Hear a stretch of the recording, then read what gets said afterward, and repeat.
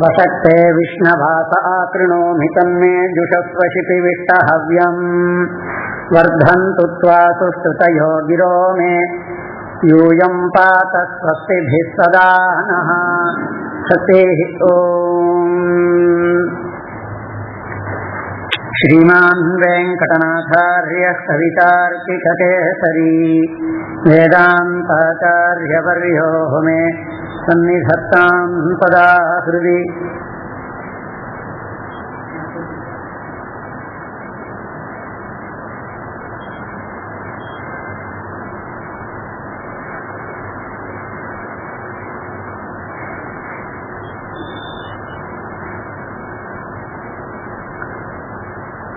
சுவாமி தேசிகனுடைய கிரந்தங்கள்ல ஓர் ஒன்று தானே அமையாதோ தாரணியுள் வாழ்வார்க்கு வானேரப்போமளவும் வாழ்வுங்கிறதான ரீதியில ஏதாவது ஒரு இந்த ஓர் ஒன்று தானேன்னா ஏதோ ஒரு கிரந்தம்னு சொல்ல வேண்டிய அவசியம் இல்லை. ஏதோ முழுக்க பாதுகாசாஸ்திர முழுக்க 1000 ஸ்லோகமும் சேவிச்சாதான் அப்படிங்கறதெல்லாம் இல்லை. போமளவும் வாழ்வுங்கிறதுக்கெல்லாம் அப்படி அர்த்தம் எடுத்துக்க வேண்டியதில்லை. அப்புறம் அதுல என்ன பெருமை இருக்கு? இது என்னன்னா ஒரே ஒரு ஸ்லோகத்தினுடைய பாதம், அதனுடைய ஒரு கண்டம், ஒரு துளி, ஒரு எழுத்து கூட அது போறவாளுக்கு கதியாக இருக்காதான். தாரணியுள் வாழ்வார்க்கு வானேரப்போமளவும் வாழ்வு. அதனாலதான் இந்த மாதிரி எல்லாம் இருக்கிறதுனாலதான் நம் போல்வாருக்கும் கூட ஒரு நம்பிக்கை பிறக்கிறது. மகா பாபிகளாக இருக்கக்கூடிய நமக்கெல்லாம் கதி என்ன? பிரபத்திய பண்ணிடலாம் சுவாமி, அது சுலபம் தான் அப்படின்னா, சுவாமி ஒரு இடத்துல பக்தி முதலாமவற்றில் அது என்னமோ பக்தியாதிகள் எல்லாம் கடினமானது அப்படிங்கிறத பார்க்கிற பொழுது பிரபத்தி சுலபமானது. அதனால க்ஷணசாத்தியம், ஒரு கணத்துல நம்மளுடைய பாரத்தை எம்பெருமானுடைய கருணாரவிந்தங்களிலே ஒரு ஆச்சாரியனின் முகமாக நாம் சமர்ப்பிச்சிட்டோமானால் அவசியமா நமக்கு மோட்சமானது கிடைக்கப் பெறுகின்றதுங்கிறதான ஒரு திண்ணமான ஒரு அறுதியிட்டதான ஒரு உறுதி நமக்கு ஏற்பட்டிருக்கோம் இல்லையோ. சுவாமி அந்த இடத்துல எல்லாம் பிரபத்தி க்ஷணசாத்தியம் சுலபமானதுன்னு காண்பிச்சாலும் வாஸ்தவத்துல பிரபத்தி சுலபமானதான்னு விசாரிக்கிறார். ஆனா பிரபத்திக்கு நாம அந்த பஞ்சகங்களை சொல்றோம். அதுல இருக்கிறதுலயே மகா கஷ்டம் என்னன்னா, எத்தனையோ பண்ணாலும் இந்த மகா விஸ்வாசம்ங்கிறதுல வரக்கூடியதான குறவு இருக்கு பாருங்க. சுவாமி ஸ்ரீமத்தாரத்துல காண்பிக்கிற பொழுது முன்னாடி, அதாவது பிரபத்தி பண்ணறதுக்கு முன்னாடி விஸ்வாசம் அத்தியந்தமாக வேணும், அதுவும் வேணும். அதனால மகா விசுவாசத்தோட நான் பண்ணியா எடுத்து ஆச்சாரியனிடத்துல எனக்கு பக்தி இருக்கு, இந்த இந்த பரம்பரை இருக்கு பாருங்க, இந்த ஆச்சாரிய பரம்பரையாகட்டும், இந்த விஷயங்களினுடைய பரம்பரையாகட்டும், இதுல எனக்கு நம்பிக்கை இருக்கு, பெருமாள் தான் கோப்தாங்கிறதுல கொஞ்சம் கூட எனக்கு அசைவற்றதான நம்பிக்கை இருக்குங்கிறதெல்லாம் சரி. ஆனா அதுக்கப்புறமா பிரபத்தி பண்ண பிறகு ஏதோ ஒரு சின்ன கஷ்டம், சின்னதா ஒரு கஷ்டம் வந்ததுன்னா கூட நமக்கு என்ன தோணி போயிடுறது, நிஜமாவே இந்த மாதிரி எல்லாம் கஷ்டம் வருதே, பிரபத்தி பண்ணவாளுக்கு இந்த மாதிரி எல்லாம் கஷ்டம் வரக்கூடியதே நாம விழுந்து இடிஞ்சு உட்கார்ந்து இருக்கிற காலத்துல நமக்கு கொஞ்சம் விசுவாசம் குறை ஏற்படுறது. என்னடா பெருமாள் இப்படி நம்ம பிரபத்தி பண்ணிருக்கோம், எத்தனை பேர் கோவில்ல போய் உனக்குன்னு நான் எவ்வளவு பண்ணிருக்கேன், எனக்கு இந்த கஷ்டத்தை கொடுத்துட்டேன்றான். லட்ச லட்சமா கோவிலுக்கு நான் கொடுத்துருக்கேன், கட்டுறதுக்கு கொடுத்துருக்கேன், எனக்கு போய் இந்த கஷ்டத்தை கொடுத்துருக்கேன்னு பெருமாள்கிட்ட போய் ஏதோ வம்புக்கு நிக்கிறான் அவன். அதனால அந்த விசுவாச தாரியம் முன்னாடியும் வேணும் பின்னாடியும் இருக்கணும், அதுல ஒன்றும் குறவே கிடையாது, அவசியமா இருக்கணும். அதனால பிரபத்தி வாஸ்தவத்திலே க்ஷணசாத்தியம், சீக்கிர சாத்தியம், சீக்கிரமா பண்ணக்கூடியது. ஆனா அது ஒன்றும் பெரிய ரொம்ப சுலபமானது மாத்திரமும் நினைச்சிட வேண்டாம், ஏமாந்துட வேண்டாம் அப்படின்னு. அப்படியெல்லாம் நம்மளுக்கு இருக்கிற பொழுது எத்தனையோ விதமானதான சந்தேகாதிகளாலே நாம் தப்தாளா, ரொம்பவும் இந்த சம்சார தப்தாளா இருக்கிற பொழுது, சம்சார தப்தாள் இல்ல, சம்சாரத்துல தாபம் ஏற்படுறதுக்கு காரணமே சந்தேக தப்தாளா இருக்கிறது தான். ஆச்சாரியாதிகளினுடையதான கிருத்திகளிலேயும் சூக்திகளிலேயும் அவளினுடையதான ஆச்சார அனுஷ்டானங்களிலேயும் இப்படி கூட ஒருத்தர் இருந்திருக்க முடியுமா, அதெல்லாம் ஏதோ அத்தியா சொல்றா போல இருக்கு அப்படின்னு. 4 நாள் போன சுவாமி, அந்த 4 நாளும் அங்க அவர் சாப்பிடவே இல்லை, எதுவுமே கையில எடுத்துன்னு போயிருக்கக்கூடியதான வெறும் பழங்களையும் வெறும் மாவையும் வச்சுட்டு இருந்தார் அப்படின்னா, இது ஒரு 200 வருடம் இப்பவே காந்தி மாதிரி ஒருத்தர் இருந்தாருன்னு சொன்னா இப்படி ஒருத்தர் அடிச்சா கூட வாங்கிக்காம ஒருத்தர் இருந்திருக்க முடியுமா அப்படின்னு இப்போ நமக்கு சந்தேகம் கொஞ்சம் கொஞ்சமா வர ஆரம்பிச்சிருக்கிற காலம். இன்னொரு 500-600 வருஷம் கழிச்செல்லாம் பார்த்தா அவருக்கு கோவிலை கட்டி கும்பிடக்கூடியதான வேலையெல்லாம் வரக்கூடியதான நிச்சய காலம் அப்படித்தான் இருக்க போகுது. அப்போ ஆச்சாரானுஷ்டானங்களிலெல்லாம் அந்த சுவாமிகள் எல்லாம் இப்படி எழுந்தருளி இருந்தாள்னு சொன்னா அதுலயும் நமக்கு விசுவாசமானது கொஞ்சம் கொஞ்சமா லோபிச்சுட்டு வரக்கூடியதான காலம். அதுக்கெல்லாம் என்ன தீர்வு, என்ன கதி அப்படின்னு இன்னும் கொஞ்ச நாள் கழிச்சு பார்த்தா எப்படி இருக்கும். கலி அதிகமா முற்றி போன காலத்துல இப்ப நாம என்ன சொல்லிட்டு இருக்கோம், உபன்யாசங்கள் அடிவங்கள்லாம் ஏதோ பண்ணிட்டு இருக்கோம், என்னமோ பண்றோம். உபன்யாசம் என்ன அப்படின்னா சம்ஸ்கிருத ஸ்லோகத்தை தப்பில்லாம வாசிக்க தெரியும் சுவாமி, அவ்வளவுதான் அப்படிங்கிறது. அந்த சம்ஸ்கிருத ஸ்லோகத்தை தப்பில்லாம வாசிக்க தெரிஞ்சு ஏதோ ஒரு தப்பாவது கொஞ்சம் அர்த்தம் சொல்ல தெரியும் அப்படிங்கிறது. காலம் ஒரு 50-60 வருஷங்களுக்கு முன்னாடி எழுந்தருளி இருந்த திருநாமங்கள் சொல்லக்கூடியதான அர்த்த விசேஷங்கள் எல்லாம் நாம சொல்ல போறோம். ஏதோ புத்தகத்துல எழுதி வச்சிருந்தா அதை பார்த்துட்டு நாம சொல்ல போறோம், நமக்கே என்ன அர்த்தம் சொல்றது. ஆனா இன்னும் ஒரு 200 வருஷம் கழிச்சு பார்த்தீங்களா என்ன ஆகும் பாருங்க, இவர் பெரிய பண்டிதர் ஏன் அப்படின்னா ஸ்ரீமான் கிட்ட ஸ்லோகம் அவருக்கு தெரியும் அப்படின்னு அப்படிதான் ஆக போறோம். அந்த மாதிரி காலங்களில் எல்லாம் என்ன அப்படின்னா அதனாலதான் சொன்னா எல்லாருடைய கிரந்தங்களும் நிலைக்கிறது இல்ல. சுவாமி தேசிகன் போல்வார்களினுடையதான ஆதர்ஷ புருஷர்கள், ஆச்சாரிய புருஷர்கள், யுக புருஷர்களினுடையதான கிரந்தங்கள்ல தான் எல்லாருக்கும் இந்த தனியனை என்ன தமிழ்ல எழுத வேண்டிய ஒரு தனியன் தானே சுவாமி, இது தமிழ்ல எழுத வேண்டியது தானே. அது எத்தனையோ ஆச்சாரியர்கள் இருந்திருக்காளே, அவளுக்கு இல்லையே இந்த பெருமை. ஒன்றுதானே அமையாதோ தாரணியுள் அப்படின்னு. அதனால அந்த சுவாமியினுடைய அப்படிப்பட்ட உத்கிருஷ்டமா நமக்கு பாக்கிய விசேஷம். அந்த சுவாமியினுடையதான கிரந்தங்களை எல்லாம் சேவிக்கிறதும் கேட்கிறதுமாக நமக்கு ஒரு பாக்கியம் ஏற்பட்டிருக்கு. அதுல சுவாமி தேசிகன்னு சொன்னா எத்தனையோ விதமான மகாத்மியம் அவருடையதான பாண்டித்யம் கிருத்தமானது எல்லாம். ஆனா சுவாமி தேசிகனுக்கு மகா கவித்துவம் எதனால ஏற்பட்டது? ஸ்தோத்திராதிகளை பண்ணியிருக்காரு, அதுல ஒன்றும் சந்தேகம் இல்லை.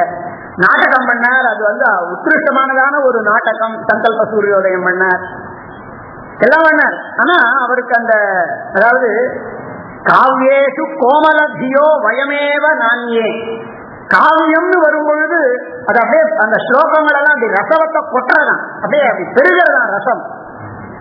ஆனா அதே சுவாமி கடப்படான்னு எழுதணும்னா சாஸ்திரங்கள்ல அந்த மாதிரி எழுத வருதுன்னார். சாஸ்திரேஷு கர்த்தசத்தியோ, அது யாருடானார் வயமேவ நானியேனார். அந்த மாதிரியான அந்த ஒரு பெருமை எப்படி ஏற்படுறது? அந்த இவர் நாம சொல்லிக்கிறது இல்லை, ஏதோ நாம எல்லாம் இந்த சகோஷ்டிகள், அதனால தேசிகனுடைய கோஷ்டியில இருக்கிற காரணத்தினால தேசிகனை ஏதோ தலையில கொண்டாடி வச்சுட்டு இருக்கோம் அப்படிங்கிறது இல்லை. யாதவாபியுதயத்துக்கு அப்பைய தீட்சிதர் வியாக்கியானம் பண்றார். அப்பைய தீட்சிதர் நம்ம தேசிகன் இங்க எப்படியோ அந்த மாதிரி அந்த சிவனே எல்லாம்னு சொல்றதுக்காகவே அவதரித்ததான சிவாம்சம். அவர் சிவனுடைய அம்சம். அவர் திருவண்ணாமலை அதாவது சிதம்பரத்துல அந்த சிவனை சேவிச்சுட்டே இருக்கிறது, அப்படியே அவர் பாதி ஸ்லோகம் பண்ணிட்டே இருக்கிறதையே அந்த சிவனோட அந்தர்தானம் ஆயிட்டார். அந்த ஸ்லோகத்தினுடைய மற்ற பாதிய அவருடைய அண்ணா பிள்ளைனோ என்னமோ சொல்லக்கூடிய நீலகண்ட தீட்சிதர்ங்கிறவர் முடிக்கிறார். அதுக்குள்ள அவர் சிவனோட கூட ஐக்கியமானவர், சிவனினுடைய பாரம்யத்தை சொல்லணும்னே ஏற்பட்டிருக்கக்கூடியவர். அந்த மாதிரியானவர். அவர் ஒரு ராஜாவினுடைய சபையில இருந்தார். இந்த பக்கம் சின்ன பொம்முன்னு ஒரு ராஜா இருந்தான் இந்த வேலூர் பக்கத்துல. அந்த ராஜாவினுடைய சபையில இருந்த பொழுது அந்த ராஜாவுக்கு எங்கேயோ ஓலைச்சுவடி கிடைச்சது, அதுல யாதவாபியுதயம் இருந்தது. அதுல முதல் ஸ்லோகத்தை பார்த்தார்.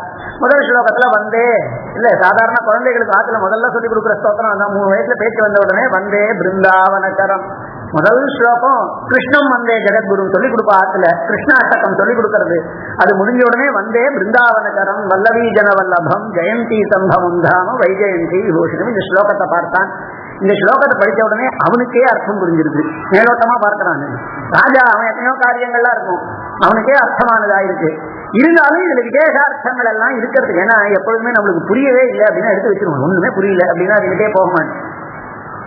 ரொம்ப ரொம்ப ரொம்ப ரொம்ப சுலபமா புரிஞ்சிடுச்சு அப்படின்னு முகுந்த மாலைக்கு ஒருத்தர் வியாக்கியானம் பண்ணான்னா, முகுந்த மாலைனா ரொம்ப அற்புதமான சரளம் சரளம் அந்த மாதிரி ஏற்பட்டிருக்கக்கூடிய கிரந்தம். அந்த மாதிரி கிரந்தங்களுக்கு ஒரு பழக்க ஒரு வியாக்கியானம் இருந்ததுன்னா கூட அது வரைக்கும் அதெல்லாம் நம்மளுக்கே அர்த்தம் ஆகிறது அப்படின்னு தோணி போயிடுறது. இந்த நடுவுல இருக்கு பாருங்க, அர்த்தமும் புரியணும், ஆனா அதுல இன்னும் விசேஷார்த்தம் இருக்குமோ, ஏன்னா அது பண்ணி இருக்கிறவர் யாரு, இது எல்லாத்தையும் யோசிச்சு பார்த்தோம்னா இன்னும் நிச்சயமா அர்த்தமானது இருக்கும் அப்படின்னு தோன்ற பொழுது இவனுக்கும் அந்த மாதிரி தோணி இருக்கு. அதனால அந்த கிரந்தத்துக்கு ஒரு வியாக்கியானத்தை பண்ணுமாறு இவரை நியமித்தார். அவரே அந்த வியாக்கியான ஆரம்பத்துல அந்த சின்னபொம்மு ராஜாவினுடையதான வார்த்தைகளுக்கு கட்டுப்பட்டு நான் இந்த வியாக்கியானம் பண்றேன்னு பண்ணேன். இப்போ என்ன சொல்லணும்னா, பண்றவர் தனக்கு தோணி வியாக்கியானம் பண்ணல, தனக்கே அந்த கிரந்தத்தை பண்ணணுங்கிற அபிப்பிராயத்துல பண்ணல. பண்றவர் இவர் யார் கிரந்தம்னா அந்த மதத்துக்கு அப்படியே ஆப்போசிட்டா இருக்கக்கூடியதான மதத்தை சார்ந்தவர். அப்ப என்ன பண்ணணும், ஒவ்வொரு ஸ்லோகத்துக்கும் அர்த்தத்தை எழுதிட்டு இந்த மாதிரி எல்லாம் இருந்தாலும் திரையந்த ரசிதாக வேதாந்தத்தையே படித்து உணர்ந்து கொண்டிருக்கக்கூடியவாள் எல்லாம் அத்வைத்தம் தான் சரின்னு சொல்றான்னு ஒவ்வொரு ஸ்லோகத்துக்கு கீழே அவர் எழுதியிருந்தா அவரை போய் நம்ம சண்டைக்கு போறோம். அப்படி அவர் எழுதியிருக்கார் அப்படின்னு நம்ம சொல்லுவோம். ஆனா அவர் என்ன பண்ணார், ஒவ்வொரு அதுவும் முதல் ஸ்லோகத்துக்கே வந்தே பிருந்தாவனகரம் வல்லவீஜன வல்லபம் ஜெயந்தி சம்பவம் வைஜெயந்தி விபூஷணம்ங்கிறதான இந்த 4 விசேஷணங்களுக்கும் அற்புதமானதான விசிட்டாத்வைக்கு தோத்து போற மாதிரியான வியாக்கியானம் காண்பிச்சார். 2 பக்கம் அந்த வியாக்கியானம் காண்பிச்சார். வியாக்கியானம் காண்பிச்சு இப்படி வந்தார். 2வது ஸ்லோகம் 3வது ஸ்லோகமாச்சு. 9வது ஸ்லோகத்துல ஜெகத் சிருஷ்டியை பத்தி சொல்லக்கூடியதான ஸ்லோகம். கிரீடா தூலிகையாஸ்மின் கிருபா ரூஷிகையாஸ்வயம் ஏகோ விஸ்வமிதம் சித்திரம் விபு ஸ்ரீமான் அகீஜனத்துன்னு பெருமாளினுடையதான மொத்த தன்மையையும் காண்பிக்கக்கூடியதான ஒரு சின்ன ஸ்லோகம் அது.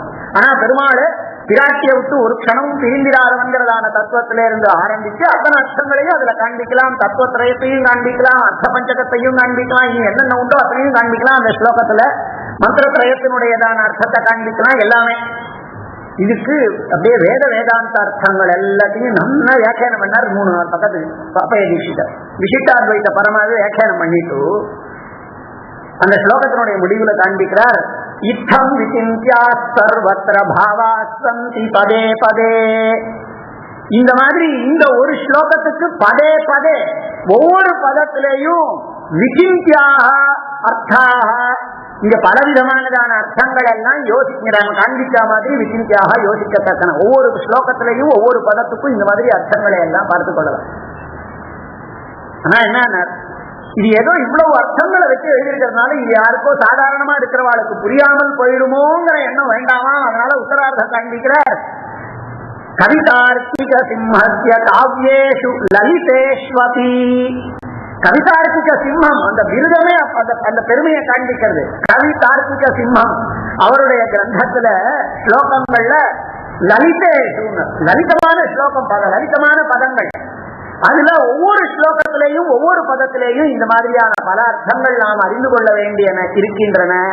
அதை நான் பண்ணிட்டு இருந்தேன்னாக்க வியாக்கியானம் பண்ணியே என் காலம் கழிஞ்சிடுங்கிறதுனால இங்க நிறுத்திக்கிறேன். விஸ்தர பயாத்துன்னு இல்லையா, பறக்க பேசில் பாரதமாம் அப்படின்னு வளர்லையோ. அதனால இந்த மாதிரி இடத்துல எல்லாம் நீங்க ஊகித்துக் கொள்ளத்தக்கதான பல அர்த்தங்கள் அங்கு இருக்கின்றன காண்பித்தாள். அந்த மாதிரி அவ காண்பிக்கக்கூடியதான நாம பெருமையா நாம பேசிக்கிறது தேசிக்கணும் நாம பேசிட்டு இருக்கிறது இல்ல, அவ காண்பிக்கக்கூடியதான ஒரு பெரிய பெருமையை கொண்டிருக்கக்கூடியதான கிரந்தம். அதுக்கு என்ன பெருமை சுவாமியினுடைய கிரந்தங்களுக்கு அப்படின்னா, வெறும் பரமதத்தை கண்டனம் பண்றதுக்குன்னே எழுந்திருக்கக்கூடிய ஒருத்தரா இருந்தா அவரை நம்ம வாதங்கள்ல சதஸ்துகள்ல 4 பேர் கொண்டாடி பேசிட்டு இருப்பாள், அவ்வளவுதான். அவரை தாக்கி 400 பேர் பேசிட்டு இருப்பாள். ஏன்னா விசிட்டாத்வைதத்தையே கொண்டாடணும் அப்படின்னு வந்திருந்த மற்ற மதங்கள் எல்லாம் கண்டிக்கணும்னு சொன்னா மற்ற அத்தனை மதங்களை சேர்ந்தவனும் இவரை கண்டிப்பார். நம்மளவா 4 பேர் அவர் ஆஹா அப்படின்னு சொல்லிட்டு இருப்பாளா இருக்கும், அவ்வளவுதான். ஆனா சுவாமியினுடைய அபிப்பிராயம் பரமத கண்டனம் இல்ல, அது மாத்திரம் இல்ல, ஸ்வமத ஸ்தாபனம் பண்ணணுங்கிறதாக சிபாஷேகாரர் காண்பிச்சதான பந்தாவுல சுவாமி தன்னுடைய கிரந்தங்கள்ல காண்பிக்கிறார். ஆனா கிரந்தங்கள்ல ஸ்தோத்திராதிகள் பண்றது என்னத்துக்கு, என்ன கச்சிதமான கம்பீரமான அர்த்தங்கள் உண்டோ, சாஸ்திரைக சமதிகமியமான அர்த்தங்கள் உண்டோ, வேத வியாக்கியானாதிகளால நல்லா விமர்சித்து மாத்திரம் புரிந்து கொள்ள வேண்டிய, அதுவும் என்ன சாஸ்திர ஞானம் பகுக்லேஷம், அந்த மாதிரி மகா கஷ்டப்பட்டு புரிந்து கொள்ள வேண்டியதான அர்த்தங்கள் உண்டோ அவற்றையெல்லாம் சுலபமா கோமல மதிகள் மென்மையான புத்தி கொண்டவாள் ஏதோ சும்மா கேட்பாளே தவிர அதுக்கப்புறமா சூக்ஷமா ஆழமா போயிருக்கிறதுக்குலாம் அவளுக்கு அபிப்பிராயம் இல்லை. அந்த மாதிரி இருக்கிறவாளுக்கும் உயர் வைக்கணுங்கிறதுக்காகத்தான் இந்த மாதிரி கிரந்தங்களை எல்லாம் சுவாமி அனுகிரகிச்சிருக்கார். பெரியவாள்லாம் காண்பிச்சுதான மார்க்கத்துல, பாஷ்யக்காராதிகள் எல்லாம் காண்பிச்சுதான மார்க்கத்துல. அதுல ஏன் சுவாமி தேசிகனுக்கு தனி இடம் அப்படிங்கிறத நாம அலசணும். இப்போ கூரத்தாழ்வான் அப்படின்னா அவருடைய ஸ்தோத்திரங்கள்லாம் அத்புதம். அந்த கூரத்தாழ்வான்னு சொன்ன உடனே நம்மளுக்கு என்ன வந்திருக்கும்னா, யாருமே உபயோகப்படுத்தாத பதங்கள்லாம் நிரணயிஷ்ண அப்படின்னு எந்த கவியையும் ஹேன்னு சொல்லியிருக்கா, ஹே கிருஷ்ணா அப்படின்னு, ஹே கோபாலகன்னு இருக்கு. ஆனா அவர் ஒரு ஸ்லோகத்துல ஹை குதிருஷ்டி அப்படின்னா, ஹை குதிருஷ்டி அது இந்த ஸ்லோகங்கள் அத்தியாட்சரி ஸ்லோகங்களை வச்சு எழுதுறது, இந்த ஹகாரம் வந்ததுன்னா அவரை போய் பிடிச்சிக்கலாம். எதுக்குன்னா அந்த மாதிரி யாரும் எதிர்பார்க்காததான பிரயோகங்களை அவரும் அவர் குமாரர் பட்டரும் அந்த மாதிரி பண்ணக்கூடிய, அதெல்லாம் நம்மளுக்கு அவ்வளவு சுலபமாலாம் அர்த்தம் ஆயிடாது. சுவாமி இது அப்படி இல்லையா, சுவாமி என்ன எல்லாருக்கும் அர்த்தம் ஆகணுங்கிறதுக்காக பண்ணதோ இல்லையோ. ஆனால் மகாகவி மகாகவினா அப்ப கவியார் மகாகவினா என்ன சுவாமி? அதுதான் ரொம்ப முக்கியம். லோகத்துல எத்தனையோ கவி எழுதுறா, அவாவா ஒரு ஸ்லோகம் எழுதுனா அவா கூட தான் கவி. இப்ப கவிதா அப்படிங்கிறது என்ன?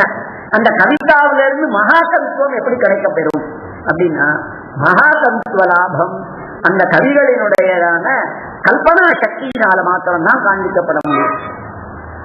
கல்பனா சக்தி இல்லாம இருக்கிறது இந்த ரூம்ல ஒரு 4 ஃபேன் சுத்தின் இருக்கு, இங்க 2 விளக்கு இருக்கு, வெறும வர்ணிச்சுட்டு இருந்தா அது யதார்த்தமா இருக்கிறத வர்ணிச்சுட்டு இருக்கிறதுன்னா 4 பேரால சம்ஸ்கிருதத்துல சொல்ல முடியறதுன்னா அவ சொல்லிட்டு போறா. அது ஒண்ணும் இல்லையாது. பின்ன என்ன கவிதைங்கிறதுக்கு என்ன அப்படின்னா, எங்க கல்பனா சக்தி இருக்கோ அங்கதான் கவிதை. ஆனா கல்பனா சக்தி நாமளே யோசிச்சு பார்க்கிறோம். நமக்கு ரொம்ப அப்படியே சாத்திக்கம் ரொம்ப மேலிட்ட பொழுது ஒரே ஒரு நல்ல ஸ்லோகம், அதாவது தாட், நல்ல தாட் வரும் கல்பனைக்கு. ஆனா அதை பதங்கள்ல போட முடியாம சாதாரண பதங்களா யோசிச்சு பார்க்கலாம். நமக்கு தமிழ்ல ஸ்லோகம் எழுத வரும்னா எந்த பாஷையா இருந்தாலும் சரி, கல்பனையில அழகானதான ஒரு கற்பனை வந்ததுன்னா பதம் ஸ்ட்ரைக் பண்றது. பதம் நல்லா இருக்கு சுவாமி, இவருக்கு என்ன அந்த பதங்கள் எல்லாம் அற்புதமா இருக்கு. இங்கிலீஷ்லாம் எழுதுறாங்க சில பேர், அவளுக்கு எந்த பாஷையா இருந்தாலும், ஆனா அவளுக்கு கல்பனையே இல்லாம இருக்கு. இது ரெண்டும் ஒண்ணு சேர்றதுக்கே மகா கடினம் அது, மகா கடினம் அது. அதனாலதான் கவியாக ஆகணும்னா கவியே பிரம்மாதான் கவின்னு சுவாமியே காண்பிச்சார். கவியே பிரம்மாதான். இன்னொருத்தர் அபராக பிரம்மாங்கிறவன் கவிங்கிறவன் இன்னொரு பிரம்மான்னார். ஆனா சுவாமி என்ன காண்பிக்கிறார், அவனிடத்துல சரஸ்வதி நர்த்தனம் ஆடுறாளே அவனே பிரம்மாதான் அப்படின்னு. கவி கட்சத்தை சரஸ்தான். அப்போ மகாகவித்துவம் எங்கிருந்து கிடைக்கப்பெறுது? சாதாரண கவியில இருந்து மகாகவியை பிரிச்சு காண்பிக்கிறது என்னது அப்படின்னா அவனுடைய கற்பனா சக்தி. இந்த கல்பனா சக்தியை வெளிப்படுத்தக்கூடிய அற்புதமான பதங்கள். அது ஸ்தோத்திரமா இருந்துச்சுன்னா அந்த பதங்கள் மென்மையா புரிய சாதாரணமானவாளுக்கு புரியறதா இருக்கணும். இப்ப எத்தனை இருப்பாருங்க, கல்பனா சக்தி இருக்கணும், அந்த கற்பனையை சொல்லக்கூடிய அழகான பதங்கள் இருக்கணும். அந்த பதங்கள் கம்பீரமா இருந்துச்சுன்னா அது வித்வான்கள் மாத்திரம்தான் படிக்கக்கூடியதாக ஆகும். அத்தனை கம்பீரமானதான சாஸ்திரார்த்தங்களை எல்லாம் எல்லாருக்கும் புரிய வைக்கணுங்கிறதுக்காகத்தானே இதை பண்றது. அப்ப கல்பனா சக்தியும் இருக்கணும், பதமும் நல்லா இருக்கணும், அது சுலபமாகவும் இருக்கணும், எல்லாரும் ரசிக்கிற மாதிரி புரிஞ்சுக்கிற மாதிரி இருக்கணும். இத்தனையும் கலந்த கட்சியா வருதுன்னா எங்களால அதெல்லாம் ஒரே நேரத்துல இதெல்லாம் பண்ண முடியாதுன்னு தான் போயாகும். சுவாமி தேசிகனுக்கு அதுதான் அங்க வசதியானது. நீங்க நல்லா யோசிச்சு பார்க்கலாம். அதுலயும் பாரதாசாஸ்திரத்துக்கு என்ன ஏற்றம் அப்படின்னா, கற்பனை எவ்வளவு தூரம் போகும் சுவாமி யோசிச்சு பார்க்கலாம். யாருன்னா ஒருத்தருக்கு உடனே ஒரு ஸ்லோகம் சொல்லணும் அப்படின்னு ஒரு போட்டி வைக்கிற, ஸ்லோகமே வேண்டாம், உங்களுடைய கற்பனைக்கு ஒரு போட்டி எவ்வளவுதான். இதை பற்றி ஒரு விஷயம், இங்க இருக்கக்கூடியதான இந்த மனை அப்படிங்கிறத பத்தி நாம ஒரு சொல்லணும், விஷயம் சொல்லணும் அப்படின்னு சொன்னா உடனே அதுக்கு நமக்கு கற்பனைக்கு நாம எவ்வளவு தூரம் யோசிக்க முடியும். இந்த கற்பனை இந்த மனையை பத்தி சொல்லணும் அப்படின்னாக்க நமக்கு ஒரே ஒரு காட்டு அதுவும் நல்லா இந்த கார்ப் ஆஃப் லவ்லி வேர்ட் நல்ல பதங்களுக்குள்ள அமைஞ்சிடுச்சு அப்படின்னு சொன்னா நம்ம ஒரே அப்படி சந்தோஷப்படும். ஒரே ஒரு காட்டு நம்மளுக்கு அது நல்ல பதங்கள் அமைஞ்சதுன்னா, வெறுமை இல்லாம வாசல்ல போயிட்டு இருக்கக்கூடிய யாரோ ஒருத்தர் சுவாமியை கூப்பிட்டு, நான் பெருமாளினுடைய திருவடி, அந்த திருவடிகளை பற்றி பதகமல சாஸ்திரம்னு பண்ணலாம்னு நினைச்சிட்டு இருக்கேன்னு சொல்ல. மகாத்மாக்களுக்கு பெரியவாளுக்கெல்லாம் என்ன தோணும்னா, ஒருத்தர் நல்ல காரியம் பண்றாங்கன்னா தானும் அதை பண்ணணும்னு தோணும். சுவாமி யாதவாபிஷேகம் ஏன் அனுகிரகித்தார் அப்படின்னா, அந்த ராமனுடையதான சரித்திரத்தை ஒருத்தர் கொண்டு காண்பிச்சாராம். அந்த ராமனுடைய சரித்திரத்தை ராமாபிஷேகமோ ராகவாபிஷேகமோ அந்த மாதிரி இருக்கிறத பார்த்த உடனே நாம கிருஷ்ணன் பரமா பண்ணாமே, நம்மாத்து ஆராத்திய தேவத்தை கிருஷ்ணன் தானே அப்படிங்கிற காரணத்தினால அவர் அந்த யாதவாபிஷேகத்தை அனுகிரகித்தார்.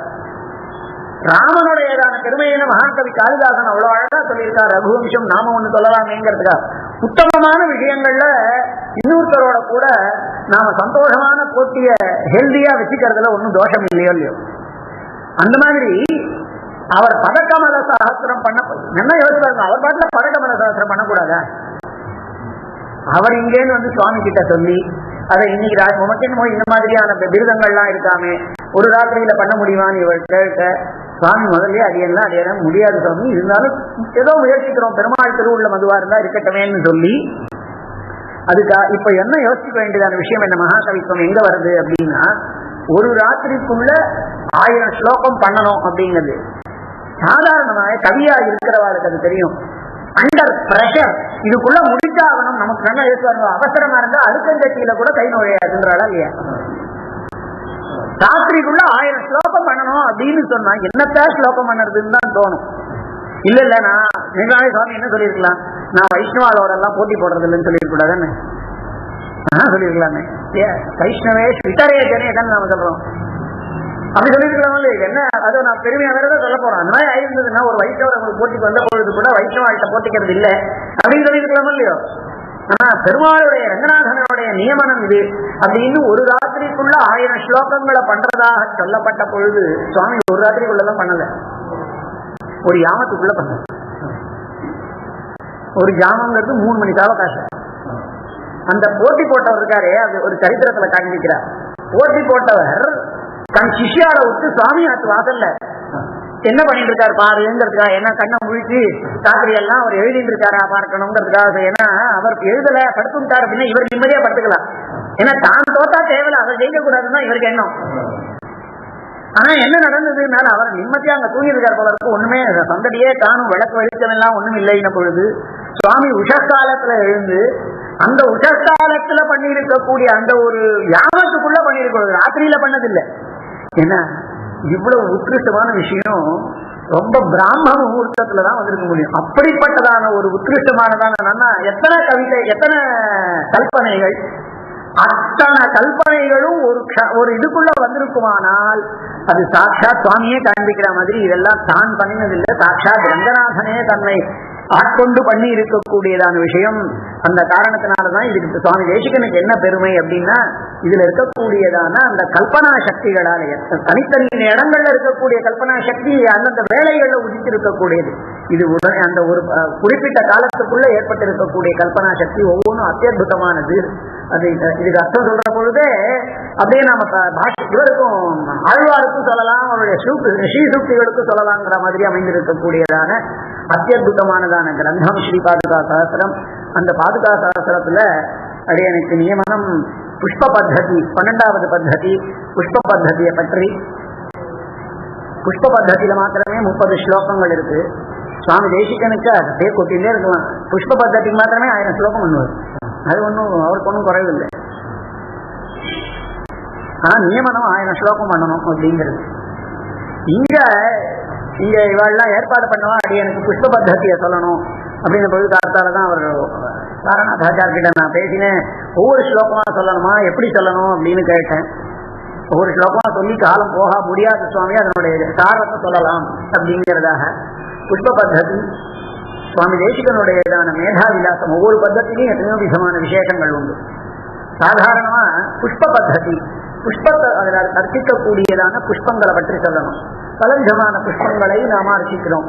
ஆனா அந்த பலவிதமான புஷ்பங்களை கொண்டு நாம் அர்ச்சிக்கிறோங்கிறத சொல்லறதுக்கு பலவிதமானதான சாஸ்திரார்த்தங்களை காண்பிச்சு, பலவிதமான உத்ரேட்சாதி அலங்காரங்களை காண்பிச்சு, இனி எத்தனையோ விதமானதான அர்த்தங்களை எல்லாம் காண்பித்திருக்கக்கூடியதான ஒரு அற்புதமான பிரகரணம், ஒரு அற்புதமானதான ஒரு கட்டம். முதல்ல இந்த புஷ்ப பத்ததியில் ஆரம்பிக்கத்தேயே சௌரே சஞ்சார காலேஷு புஷ்ப விருஷ்டிர் திவஸ்யுதா பர்யவஸ்யதி யத்ரைவ பிரபத்யேதாம் பதாவனீம். பெருமாளினுடையதான இந்த பெருமாளுக்கு அந்த திருவடிகளுக்கு எல்லா புஷ்பங்களையுமாக புஷ்ப விருஷ்டி திவஸ்யுதா, பெருமாளினுடைய திருவடியில அத்தனை விதமானதான், அதாவது ஸ்ரீ பாதுகைகளுக்கு புஷ்ப விருஷ்டி நடக்கிறதான். புஷ்ப விருஷ்டி திவஸ்யுதா பர்யவஸ்யதி யத்ரைவ, பெருமாளுக்கு அவ புஷ்ப விருஷ்டியை பண்ணணும்னா கூட, பெருமாள் திருமுடியில புஷ்ப விருஷ்டி ஆனா கூட அது கட்சியில எங்க வந்து பரியவசியத்தின் இங்கதான் முடியாது. அப்படின்னா என்ன அர்த்தம்னா, தேவசலோகத்தில இருந்து அவ எத்தனை புஷ்பங்களை இட்டாலும் அதெல்லாம் பெருமாள் திருவடிகள், அதாவது திருவடிகளுக்கும் கீழே இருக்கக்கூடியதான அந்த பிராட்டிக்கு, பாதுகா பிராட்டிக்கு போய் சேருகின்றது அப்படின்னு. நாம எத்தனைதான் பெருமாளுக்குன்னு எத்தனை சொன்னாலும் கூட அது எல்லாமே நாம பெருமாளுக்கு சொன்னவானால் ஆத்ம சாமியாவாத்வாசுங்கிற காரணத்தினால திவஸ்யுதா, தேவலோகத்திலிருந்து அவர்கள் இடக்கூடியதான புஷ்பங்கள் எல்லாம் எத்தனை பரியவசியத்தினர் எங்க போய் எந்த அந்த பெருமாளினுடையதான அந்த பாதுகைகள்ல போய் முடிகின்றதோ அப்படிப்பட்டதான அந்த பதாவனியை நான் சேவிக்கிறேன்னா என்ன அர்த்தம்? நம்ம பெருமாளுக்கு என்ன சொன்னாலும் இந்த பெருமாளையே தாங்கி பிடித்துக் கொண்டிருக்கக்கூடிய ஆச்சாரியர்கள் இடத்துலதான் போய் சேர்றது. நாம ஒருத்தர் ஆச்சாரியன் பேர பெருமாளுக்கே ஸ்தோத்திரம் பண்ணிட்டு இருக்காருன்னா அது தோஷமான. பெருமாளுக்கு ஸ்தோத்திரம் பண்ணாலும் கூட அது அந்த பெருமாளினுடைய திருவடிகளையே தாங்கி ஹிருதயத்தாலேயும் வாக்கினாலேயும் மனசினாலேயும் சரீரத்தினாலேயும் எம்பெருமானையே தாங்கி இருக்கக்கூடிய ஆச்சாரியர்களிடத்திலேதான் பரியவசியதி. அதனால அப்படிங்கிறத கண்டிச்சார். பரியவசியதி யத்ரைவ பிரபத்யேதாம் பதாவனின்னு ஆரம்பிச்சு சர்வ புஷ்பங்களும் இடுகிறார்கள் அந்த ஸ்லோகத்துல காண்பித்தார். அடுத்ததான ஸ்லோகத்துல கமலா அப்படிங்கிறதான சப்தம் காண்பிக்கிறார். தாமரைகளை அர்ப்பிக்கிறாளாம். அவளுக்கு என்ன ஏற்படுறது? பெருமாளும் பிராட்டியுமாக சேர்ந்து அந்த இதுல பெருமாளும் பிராட்டியுமாக சேர்ந்து சந்தானத்துக்கு போன பண்ணி ஒண்ணும் இல்லை அப்படின்னு சொல்லிடும். லேட் பண்ணிட்டே இருக்கும். அவர் ஏதோ ஒண்ணு கேட்கணும்னு கேட்டார் அப்படின்னு சொல்லிடும். இந்த ஸ்லோகத்தில் என்ன காண்பிக்கிறார்? தைவதம் மம ஜகத்ரயார்ச்சிதா திவ்ய தம்பதிகார பாதுகா பாணிபாத கமலார்ப்பணாத்தயோ யா பஜத்யனுதினம் சபாஜனம். தனக்கு தெய்வத்தமாக இருக்கக்கூடியது பெருமாளினுடையதான அந்த பாதுகைகள் தான் அப்படின்னு காண்பிக்கிறார். ஏன்னா தெய்வதம் மம ஜகத்ரயார்ச்சிதா திவ்ய தம்பதி விகார பாதுகா. பெருமாளும் பிராட்டியுடையதான ஆனந்தத்திற்கு விகாரத்திற்கு ஆனந்தமா அவ சந்தோஷிக்கிறதுக்கு காரணமா இருக்கக்கூடியதான யாதொரு பாதுகையோ அதுதான் தெய்வத்தம். ஏன்னா பாணிபாத கமலார்ப்பணாத்தயோ யா பஜத்யனுதினம் சபாஜனம். பெருமாள் நாம பெருமாளை கொண்டாடுறோம். ஆனா பெருமாள் என்ன பண்றாங்க? பாதுகையை கொண்டாடுறானா? பிராட்டி பாதுகையை கொண்டாடுறாளாம். எப்படி கொண்டாடுகிறார்கள்? நாமோ புஷ்பங்களை இட்டு கொண்டாடுறோம். பிராட்டியும் பெருமாளும் என்ன பண்றாங்க? நாம தான் புஷ்பத்தை, அதுவும் பக்கத்தாத்து புஷ்பத்தை பறிச்சாதான் நம்மளுக்கு புஷ்பத்தை பறிச்ச மாதிரி தோணும். ஆனா பெருமாளுக்கும் பிராட்டிக்கும் என்னென்ன அந்த பாதுகையை எப்படி கொண்டாடுறாள் அப்படின்னா, பெருமாள் தன்னுடையதான திருத்தாள்கள், தன்னுடையதான திருவடிகளாகிற தாமரைகளை அதுல வைக்கிறார் பாருங்க. அப்ப தாமரையை வைக்காது. அப்ப தன்னுடைய திருவடிகளாம் தாமரை ஆகிறதானதுனால அதை அர்ப்பிக்கிறார். பிராட்டி என்ன பண்றாங்க? அந்த திருவடிகளை எப்பொழுதுமே பெருமாளுடையதான திருவடிகளை வருடுறாளாம். அப்படிப்பட்டதான மென்மையானதான திருமகள் கை வருட மலர் கோதில் சிவந்தன. அப்படிப்பட்டதான பிராட்டியினுடைய திருக்கைகள் அதுவே ஒரு தாமரை. அந்த திருக்கைகள் ஆகிறதான தாமரைகளால அந்த பெருமாளினுடையதான திருவடிகளை அவ வருடுறாள். அப்ப அவளுடையதான திருக்கைகளாம் தாமரைகள் அதுல படுறது. அப்ப பெருமாளும் பிராட்டியும் மனுஷியால் அர்ச்சிக்கிறதோ, தேவதைகள் அர்ச்சிக்கிறதோ, இதர தேவதைகள் அர்ச்சிக்கிறதோ, பிரம்மாதிகள் அர்ச்சிக்கிறதோ இல்லையா, சுவாமி காண்பிக்கிறார். அந்த கிரமமே எப்படி இருக்கு அப்படின்னா, பெருமாளும் பிராட்டியும் கூட அதை கொண்டாடுறா சுவாமினார். புஷ்பம் போட்டு கொண்டாடுறா. நாம அப்படிதான் சொல்றோம், ஏதோ பூ எல்லாம் போட்டா வாசல ஏதோ பண்ணிட்டு இருக்கா அப்படின்ற அளவு. அதுவும் கார்த்திகை மாதம் வந்துட்டுனா கேட்கவே வேண்டாம். எல்லாருக்கும் என்னென்னமோ பஜன் கிஜன் ராத்திரி வேலை எல்லாம் பயங்கரமா பக்கத்துல யாருமே இருக்க விடுறது இல்லை அப்படின்னு. எங்க பார்த்தாலும் ஒரே புஷ்பம், மஞ்சள் புஷ்பம் கிடைக்கிறது, கண்ணாமிதான் கிடைக்கிறது. அதனால அது போட்டு என்னமோ பண்ணிட்டு இருக்காவா. ராத்திரி எல்லாம் என்னமோ பண்ணிட்டு இருக்கா. நமக்கு பக்கத்துல உட்காந்தா கஷ்டமா இருக்கு. இதெல்லாம் இருக்கு. இவா என்ன சொல்றாங்க? பெருமாள் லோகத்தில் இருக்கிறவா கொண்டாடுறது சுவாமி. பெருமாளே தாமரை புஷ்பங்களை இடுகிறார், பிராட்டியே தாமரை புஷ்பங்களை இடுகிறாள். எப்படின்னா, பெருமாள் தன்னுடைய திருவடி தாமரைகளை அதுல வைக்கிறாரே, அதுதான் அதுக்கு பூஜனை. பிராட்டி அந்த திருவடிகளை கொண்டு அந்த திருவடிகளை தன் திருக்கைகளால கொண்டாடுறாளே, அதுதான் அதுக்கு சொல்லும். பெருமாள் பிராட்டியினுடைய திருத்தாமரை, அதாவது அந்த திருக்கைகளும் பாணி பாத கமலார்ச்சனாத்துன்னு காண்பிக்கிறார். யாதவாபிரியத்துல ஒரு இடம் என்னன்னா, பெருமாளை சேவிக்கிறாள் தேவதைகள் எல்லாம். அப்போ அந்த பெருமாளினுடையதான அங்கங்களை சொல்லணும். அந்த அங்க வர்ணனை, பெருமாளுக்கு நிறைய ஆபரணாதிகள் இருக்கு. அவ எப்படி இருக்கு அப்படின்னா, சுகுமார சுகஸ்பர்ஷ சுகந்திரலங்கிருதம் ஸ்வவிக்கிரஹ குணாராம பிரசூனைரிவ பூஷணை. பெருமாளினுடைய விக்கிரக குண ஆராமம், அந்த பெருமாளினுடையதான சரீரம் இருக்கு, அந்த திவ்ய தேகமே ஒரு தோட்டமா. அதுல யார் யாரெல்லாம் எப்படி ரசிக்கலாமோ ரமிக்கலாம். ஒருத்தர் கண்களை பார்த்து அப்படி ரசிக்கிறார், தோளை கண்டார் தோளையே கண்டார்னு ஒருத்தர் அங்க உட்கார்ந்து இருந்தார் இல்லையா. அந்த ஒரு பூங்கால இந்த ஒரு ஸ்லாப் போட்டிருக்கு, ஒரு குழந்தைக்கு இப்படி சறுக்கிறது ஒண்ணு போட்டிருக்கு, எப்படியோ இருக்கு. அவாளுக்கு எங்க எப்படி தோன்றதோ அதுல ரசிக்கலாம். அந்த பெருமாள் ஆகிறதான ஸ்வவிக்கிரக குணாராமம், அந்த பெருமாளினுடைய சரீரத்தில் இருக்கக்கூடியதான அந்த ஆபரணங்கள் எல்லாம் அவருடைய ஒவ்வொரு குணமாகிறதான தோட்டமும் ஸ்வவிக்கிரக குணாராம. ஒருத்தர் அந்த பெருமாளினுடையதான அந்த தயையை பார்த்து மோகித்து கிடக்கார். அப்படி ஒவ்வொருத்தருக்கும் ஒவ்வொன்று. ஸ்வவிக்கிரக குணாராம பிரசூனம், அந்த தோட்டத்துல முளைத்திருக்கக்கூடியதான ஒரு புஷ்பம் அந்த ஆபரணங்கள் எல்லாம். ஏன்னா புஷ்பம் எப்படி இருக்கும், அதெல்லாம் அதான் மகாகவிகள் எப்படி இருக்கும். சுகுமார சுகஸ்பர்ஷ சுகந்தி. புஷ்பம் சொன்னா இது 3 தன்மை இருக்கணும். மென்மையான தன்மை சுகுமாரம், மென்மையான தன்மை இருக்கணும். சுகஸ்பர்ஷம், அதனால தொடர்றதுக்கு மிருதுவா இருக்கணும். இது ரெண்டும் இருக்கு சுவாமி. ஆனா அது காகித புஷ்பம்னா பிரயோஜனம் இல்லை. சுகந்தி, சுகந்தம் வாசனையாகவும் இருக்கணும். மென்மையாக தொடுவதற்கு இனிமையாக அனுபவிப்பதற்கு தக்கதாக வாசனையா இருக்கக்கூடியது. இந்த பெருமாளினுடைய ஒவ்வொரு ஆபரணமும் அப்படி இருக்கும். அது என்ன சுவாமி, பெருமாளினுடைய ஆபரணங்கள் எல்லாம் இவ்வளவு சாப்டாவா இருக்கும், அநியாயத்துக்கு சுவாமி தேசிகன் இப்படி உத்ரேட்சிச்சிருக்காருன்னு நம்மளுக்கு தோணலாம். சுவாமி தேசிகன் அதுக்கு பதில் சொல்றாரு. என்ன சுவாமி, நான் பெருமாளினுடையதான கிரீடத்தை நான் பார்த்தேன், அதுவும் ஆபரணம் தான். பெருமாளினுடைய திருக்காண்களை மகர நெடுங்குழைக்காதர் அப்படின்னு அந்த நெடுங்குழைகள் எல்லாம் இருக்கு. இதுல நான் அவ்வளவு சாப்டாவா இருக்கு இன்னும் சுவாமி சாமிக்கிறாரு. கல்லிலே இந்த மதில் சூழ், ஒரே பதிகத்துக்குள்ளேயே 8 ரூபாய் மொழிக்குள்ளேயே வெள்ளியே இந்த மதில் சூழ்கிறார் ஆழ்வார். உடனே கல்லிலே இந்த மதில் சூழ்கிறார். கல்லுல இருக்கிறதுனா அடுத்த 2 பாசத்துக்குள்ளேயேவா அது கல்லில இல்ல வெள்ளியே இல்லைன்னு ஆயிடும் அப்படின்னு நாக்கு தோன்றது. நமக்கு எல்லாம் நாம பார்த்த காயெல்லாம் சாதாரணமா பார்த்தது, ஆழ்வாருக்கு அப்படி சேர்ந்து காதிக்கிறது.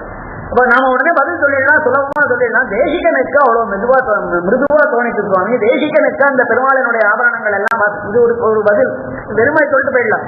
ஆனா சுவாமி எதுக்குன்னு பதில் அவரே காண்பிக்கிறார். அவ்வளவு மென்மையாவா இருக்கு அந்த ஆபரணங்கள் அப்படின்னு சுவாமி காண்பிக்கிறார். ஏ சுவாமி, நம்மள கேட்கிற பெருமாளினுடைய திருப்பாதங்கள் எல்லாம் ஆழ்வாராதிகள் எல்லாம் காண்பிச்சிருக்காளே, கையும் அகுதே அப்படின்னு ஒவ்வொன்றுமே தாமரையா இருக்குங்கிறதெல்லாம் காண்பிச்சிருக்காளோ.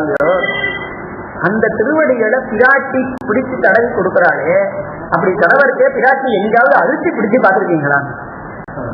அதனாலதான் பெருமாளினுடைய திருவடிகள் எப்படி இருக்கு அப்படின்னா, அந்த புஷ்பத்திலே தோன்றி இருக்கக்கூடிய அந்த பிராட்டி திருமகள் கை வருட மலர் போதில் சிறந்த போது, கோதரி கண்ணினாய் போது அப்படின்னா அதனுடைய இதழ் கூசி பிடிக்குவான் திருவடிகள். பிராட்டி கூசி கூசி பிடிப்பாள், அழுத்தி பிடிச்சா அது கண்ணி போயிடுமா. தமிழ்நாட்டு பசங்களை கவிகள்லாம் வர்ணிக்கிற பொழுது பூப்பட்டால் கொப்பளிக்குமாம் பொன்மேனின்னு வர்ணிக்கிறார் கவிகள் எல்லாம். ஒரு புஷ்பம் எழுதுனா அசேதா சண்டில ஏவ கேவலேன்னா பார்வதிய அவோ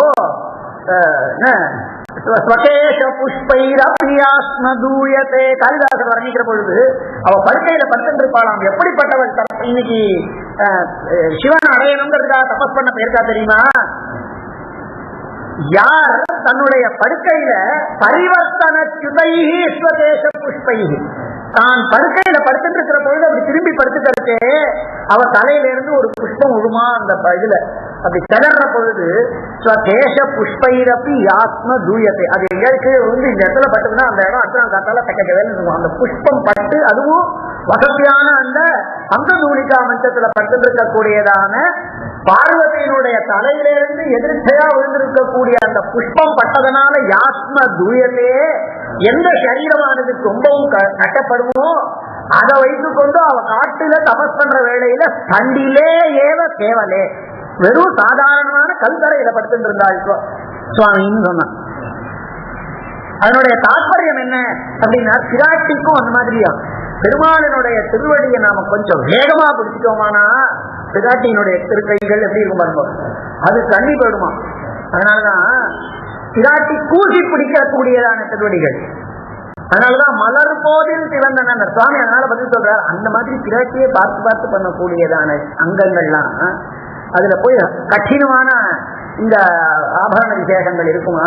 சாதாரண வயசானவள்லாம் அதுல நல்ல சுமங்கலிகள் இருக்கா அப்படின்னா, இந்த தேவேந்திரா பட்டெல்லாம் ரொம்பவும் வெயிட்டா இருக்கு கட்டிக்கிறதுக்கு, மெல்லிதா நூல் புடவை கொடுன்னு சொல்றாளா இல்லையா? அவளால என்ன தாங்க முடியறதோ அதுதானே பண்ண முடியும். பெருமாளினுடைய ஆபரணங்கள் எல்லாம் நாம நினைக்கிற மாதிரி கடினமாய் இருக்குமானால் பெருமாள் சாத்திக் கொள்ள முடியுமான்னு சுவாமி கேள்விக்கிறார். ஏன்னா அடுத்த ஸ்லோகத்துல அதுக்கு என்ன பதில் சொல்றாரு அப்படின்னா, பெருமாளினுடைய ஆபரணங்கள் இப்படிப்பட்டது அப்படிங்கிறது நமக்கு சந்தேகம் வரலாம். ஆனா அங்கங்கள் எப்படிப்பட்டதுன்னு நான் சொல்லிடுறேன், அதுக்கப்புறமா நீங்க நிச்சயம் பண்ணிக்கோங்க.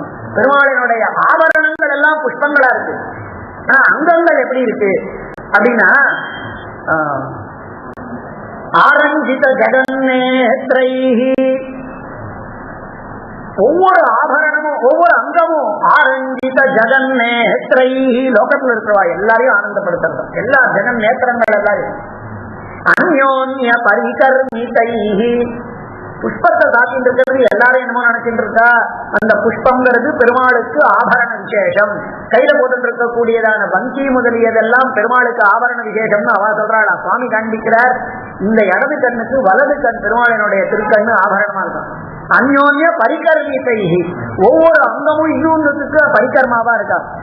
அங்கைஹி அமித சௌந்தர்யைஹி, அளவில்லாத அழகு இருக்கான். அனுகல்பித பூஷணம், அதனால பூஷணங்கள் இப்போ அனுகல்பித்தன செகண்டரி ஆயிடுச்சுங்க. பூஷணங்களா பெருமாளினுடைய திருக்கைகளால அந்த கைகள்ல போட்டு இருக்கக்கூடிய ஆபரணங்களுக்கு பெருமையா இல்லையா, ஆபரணத்தினால பெருமாளுக்கு பெருமையா சுவாமி காண்பிக்கிறார். அனுகல்பித பூஷணம், பூஷணம் எல்லாம் செகண்டரியா போயிடுறாங்க. அதனால பெருமாள் காத்துக் கொண்டு இருக்கக்கூடியதான திருவபிஷேகம் கிரீட்டத்துக்கு பெருமாள் தலையினால அழகு ஏற்பட்டதுங்க. இது என்னன்னா, இதெல்லாம் மகாகவிகள். காளிதாசர் இதே பார்வதியை வர்ணிக்கிற பொழுது சாதாரணோ பூஷண பூஷ்ய பாவா அப்படின்னு, எது பூஷணம் எது பூஷ்யம்னு எங்களுக்கு தெரியல அப்படின்னு அதுதான் சுவாமி காண்பிக்கிறார். அதை 2 ஸ்லோகங்கள்ல காண்பித்து, இப்படிப்பட்டதான ஆபரணங்கள் எல்லாம் மென்மையும் வாசனையும் இருக்குமானால் மாத்திரமே பெருமாளுடைய திருவடி பெருமாளினுடைய அங்கங்கள்ல சாத்தப்படக்கூடியதாக இருக்குங்கிறதுனால அந்த பாணி பாதம், பெருமாளினுடையதான திருப்பாதங்கள், பிராட்டியினுடைய திருக்கைகள், இது 2ஐயும் அந்த அந்த பாதுகையில இடக்கூடிய காரணத்தினால முதல் அருகனா பிராட்டியும் பெருமாளுமே பண்ணுகிறார்கள். அவள் தனியா வேற ஒரு புஷ்பத்தை இடவில்லை, தன் திருக்கால்களையும் தன்னுடையதான திருக்கைகளாம் தாமரைகளையும் விடுகிறார்கள் சுவாமி காண்பிக்கிறார் அந்த இடத்துல.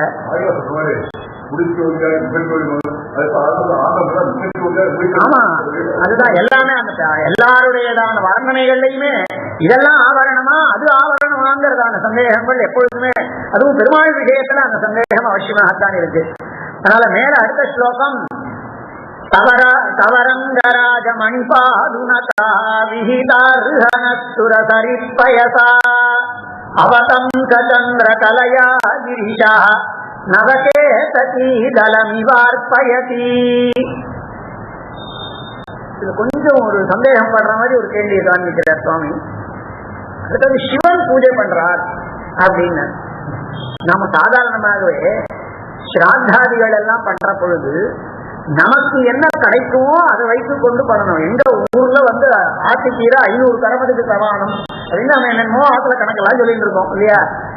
ஆட்டுக்கீரையே கிடைக்காத ஒரு ஊர்ல உட்கார்ந்து 500 கரமத்து இல்லையேன்ட்டு அதுக்கு இருந்தா என்ன பண்றது, என்ன கிடைக்குமோ அதனாலதான்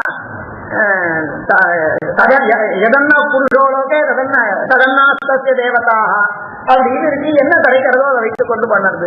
சிவன் பூஜனை பண்றாராம் பெருமாள் பாதுகைக்கு. என்ன மாதிரி பூஜை பண்றார் அப்படின்னு காண்பிக்கிறார். தவரங்கராஜமணி பாது நதா விஹிதார்ஹணா சுரசரி பயசா, தலையில கங்கை இருக்கு, அதனால பிராட்டிக்கு, இந்த பாதுகா பிராட்டிக்கு அருகதை தீர்த்தமாக, அருகே தீர்த்தமா அந்த கங்கையினுடைய தீர்த்தத்தை அந்த அருகாம்புவா கொடுக்கிறார், அருகே ஜலமா கொடுக்கிறார். அது வாஸ்தவம் சரி. ஆனா அவதங்க சந்திர கலயா கிரிஷா நவகே சகி ஜலமிவார்ப்பயதி, தலையில சந்திரன் ஒன்று இருக்கு, பிறைச்சந்திரன். அந்த திருவடியில சேவிக்கிறாராம். அப்போ அவருடைய கங்கா ஜலம் அதுல படுற பொழுது, திருவடியில பிராட்டியினுடைய மேல படுற பொழுது, பாதுகா பிராட்டி மேல படுற பொழுது அது பாதுகைக்கு அர்க்கியம் சமர்ப்பிச்ச மாதிரி இருக்கு. அது சரி. அந்த சிவனுடைய தலையில ஒரு அர்த்தச்சந்திரன், அந்த பிறைச்சந்திரன் என்ன மாதிரி இருக்கிறார், நவகேதகி தலம் இவார்ப்பயதி. கேதகி தலம் அப்படின்னா தாழம்பூன்னு அர்த்தம். தாழம்பூவினுடைய ஒரு மடலை கொடுக்குற மாதிரி இருக்கு அப்படின்னு சுவாமி 2 இடத்துல இதை காண்பிக்கிறார் இந்த பద్ధதியிலேயே. நமக்கு என்ன சந்தேகம் அப்படின்னா, சிவன் தனக்கு சேராமல் விட்டிருக்கக்கூடிய தாழம்பூவை பெருமாளுக்கு அர்ப்பணிக்கிறான். இந்த புஷ்பம், அதாவது லோகத்துல ஒரு புஷ்பம் இருக்கு அப்படின்னா சாதாரணமா சொல்ற வழக்கம், எதுவுமே எந்த ஒரு பூமியில வளைந்திருக்கக்கூடியதுமே மூலிகையா இல்லைங்கிறது நமக்கு அதனுடையதான விஷயம் தெரியாமல் இருக்கலாம்.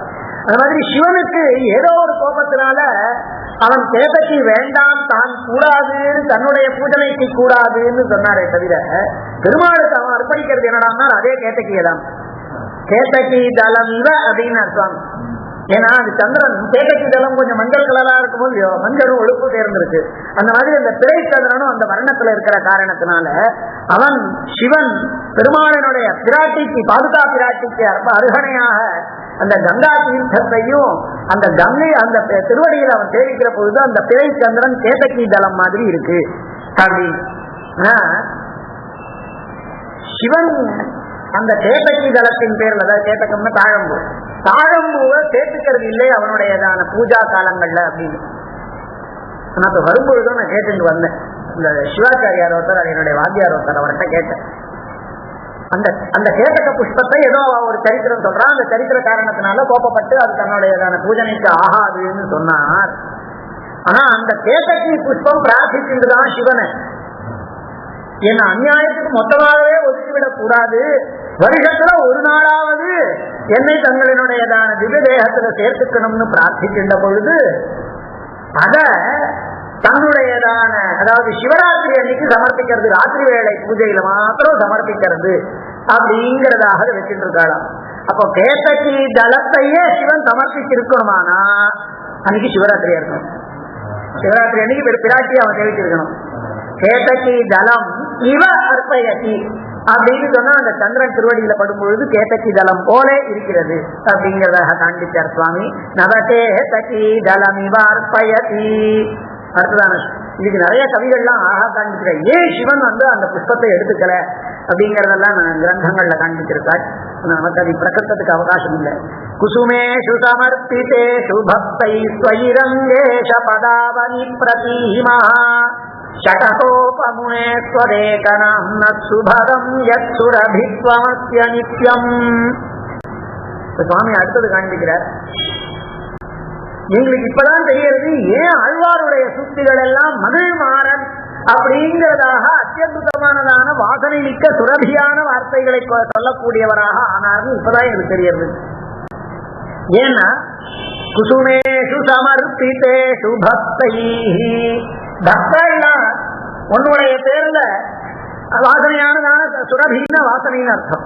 வாசனையான புஷ்பங்களை சமர்ப்பிக்கிறாளானால் ஸ்வயிரங்கேஷ பதாவனி பிரதீமா, உன் பேர்ல அந்த ஆபரணம் அந்த புஷ்பங்களை எல்லாம் சமர்ப்பிக்கிற பொழுது, வாசனையான புஷ்பங்களை சமர்ப்பிக்கிற பொழுது அந்த புஷ்பங்களினுடைய வாசனை உன்னுடைய திருவடி, அதாவது உன்னுடைய சரீரத்துல, உன்னுடையங்கிறது பாதுகை, பாதுகையான உன்னுடைய சரீரத்துல புஷ்பங்களினுடைய வாசனை ஏற்பட்டதனால உன்னுடைய அம்சமாகவே அவதரித்திருக்கக்கூடியவர் ஆழ்வார். அந்த புஷ்பங்களினுடைய வாசனை அங்க இருக்கிற காரணத்தினால அவர் வார்த்தைகளும் வாசிக்க வேண்டும். அதனாலதான் உன்னோட சமானமான நாமம் கொண்டவர் நீ பாதுகை அப்படின்னா அந்த பாதுகாம்சமா இருக்கக்கூடியவர், சட்டகோபனா இருக்கக்கூடியதான அந்த பக்த அக்ரேகரான அந்த நம்மாழ்வார் சுபதம் யத்சுரபித்வமஸ்ய நித்யம், இவருக்கும் சுபகமான அந்த நித்தியமானதான தன்மையானது இருக்காம அதுதான் சாமி காண்பிக்கிறார் இன்னொரு இடத்துல. யஸ்ய சாரஸ்வத ஸ்ரோதோ வகுலாமோதவாசிகம், அற்புதமானதான ஸ்லோகம், அது மாத்திரமே வியாக்கியானம் பண்ணுவாள்.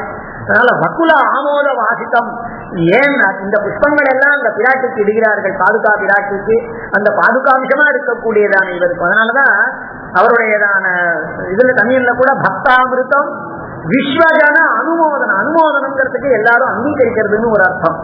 ஆனா மோதா ஆமோதா அனுமோதான மகிழ்ச்சி வாசனை, ஆமோதங்கிறதுக்கு ஆமோதம் குசும பவம் தேவதத்தே, ஆமோதங்கிறதுக்கு வாசனைன்னு அர்த்தம் உண்டு. விஸ்வஜனானுமோதனம், எல்லா ஜனங்களும் அங்கீகரிக்கக்கூடிய, எல்லா ஜனங்களையும் நன்மை பயக்கக்கூடிய, எல்லாருக்கும் வாசனையை கொடுக்கக்கூடிய அப்படின்னு.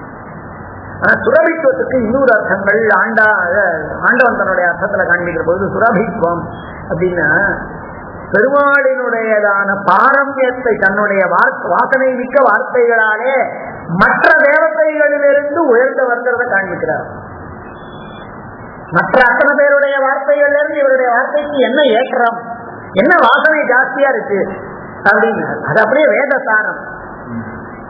அப்படியே வேதசாரமா இருக்கிற காரணத்தினால அதுல சொல்லி இருக்கக்கூடியதான விஷயங்கள் எல்லாம் வேதமே சொல்லி இருக்கிறதா அர்த்தம். அப்ப அதுல என்ன சொல்லி இருக்குன்னாரு, எத்தனை இடங்கள்ல சொல்லி இருக்கு, பெருமாள் தான் வசத்தின் ஒன்றும் தேவும் உலகும் உயிரும் மற்றும் யாரும் இல்லா என்று வந்தவன் அப்படிங்கிறது நோசதாசின்னு அவனுடைய பாரம்பரியத்தை காண்பிக்கக்கூடியது. அந்த பெருமாள் விஷயத்துக்குள்ளேயே கற்பார் கிராம பிராணி எல்லால் மற்றும் கற்பரோர் தேவத்தையும் போய் சேவிக்க கிருஷ்ண ராமனை தவிர ஒருத்தர் சேவிப்பாளன் இல்லையானா அந்த நரசிம்மனை பற்றி சொல்லக்கூடியதான அத்தியுதமான பாசுரங்கள். கிருஷ்ணா தத்துவமே அவரை நாம சொல்றோம். இப்படி எல்லாம் இருக்கிற காரணத்தினால எம்பெருமானினுடைய பாரம்பரியத்தை சொல்லத்துக்குன்னே ஏற்பட்டதான தன்மையினால அவருடைய வார்த்தைகள் பகவத் சம்பர்க்கத்தினால வாசனை இருக்கதா இருக்கு.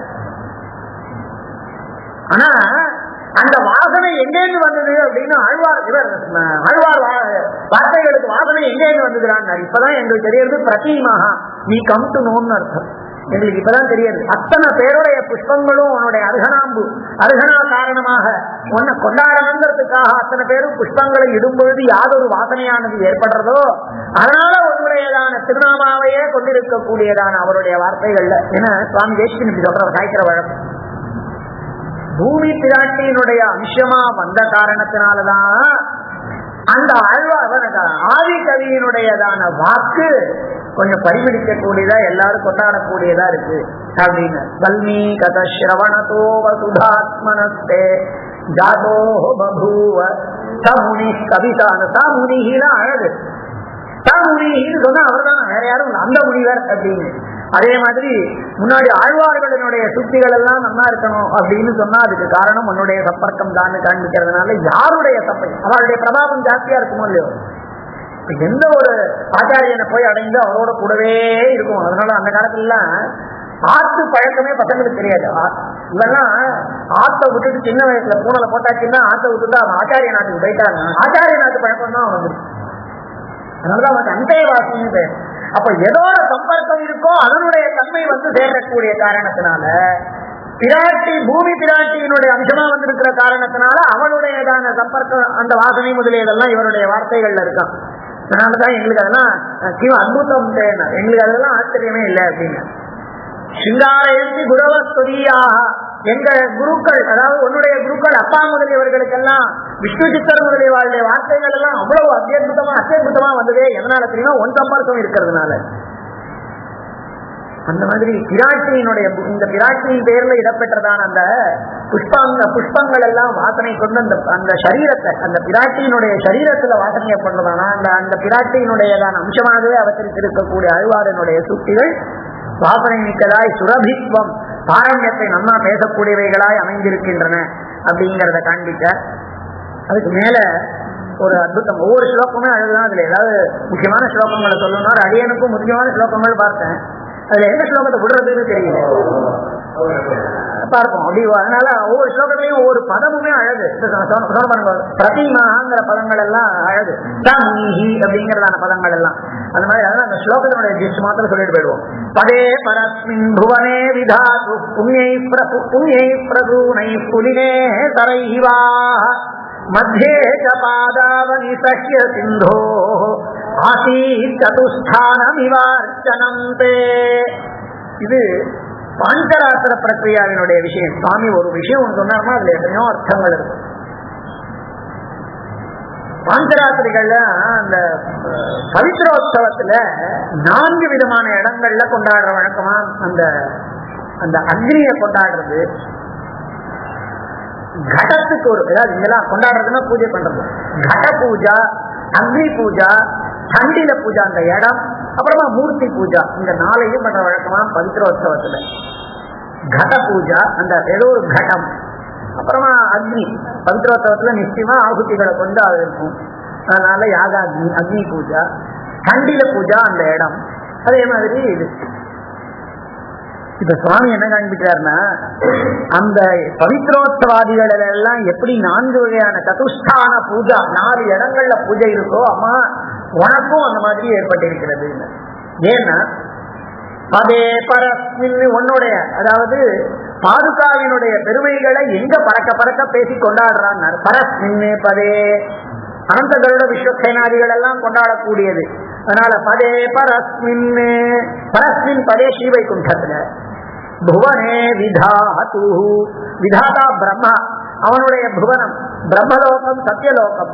அவன் அந்த பெருமானினுடைய திருவடிக்கு அவன் முதல்ல தீர்த்தத்தை சேர்த்தானோ இல்லையோ, அதனால புவனே விதாது புண்ணியை பிரசூனை புலினே சரைவாக, புஷ்பங்களை கொண்டு இங்கெல்லாம் பூஜை நடக்கிறது. முதல்ல இதுல ஸ்ரீவைகுண்ட லோகத்துல, அடுத்தது சத்தியலோகத்துல புஷ்பங்களை கொண்டு பண்றாள்.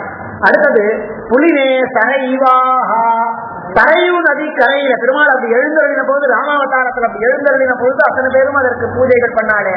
அதனால புலினே சரைவாக, புலினம்னா பேங்க் ஆஃப் த ரிவர், இந்த நதியினுடையதான புலினத்துல புலினே சரைவாக மத்தியே பாதாவனி சஹ்ய சிந்தோ. ஆனா இன்னைக்கு அர்த்தாவதார காலத்துல ரங்கநாதன் அப்படி எழுந்தருள்றான், 2 உபய காவேரிக்கு நடுவுல எழுந்தருள்றான்னா அவனை கொண்டாடுறாளாம்.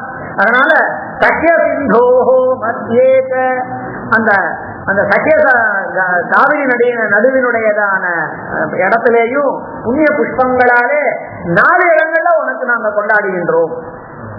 ஸ்ரீவைகுண்ட லோகத்துல சத்தியலோகத்துல அது பரத்துவத்துல, இங்க புவனே விதாத்துங்கிறது அவதார காலத்துல, அதுலயே இங்க ராமாவதாரத்துல புலினே சரைவாகாங்கிறது கீழே ரங்கநாதனாக இருக்கக்கூடியதான அர்ச்சா விக்கிரகத்துல. அதனால மத்தியே பாதாவனி சஹ்ய சிந்தோ ராசி சதுஸ்தானம் தே.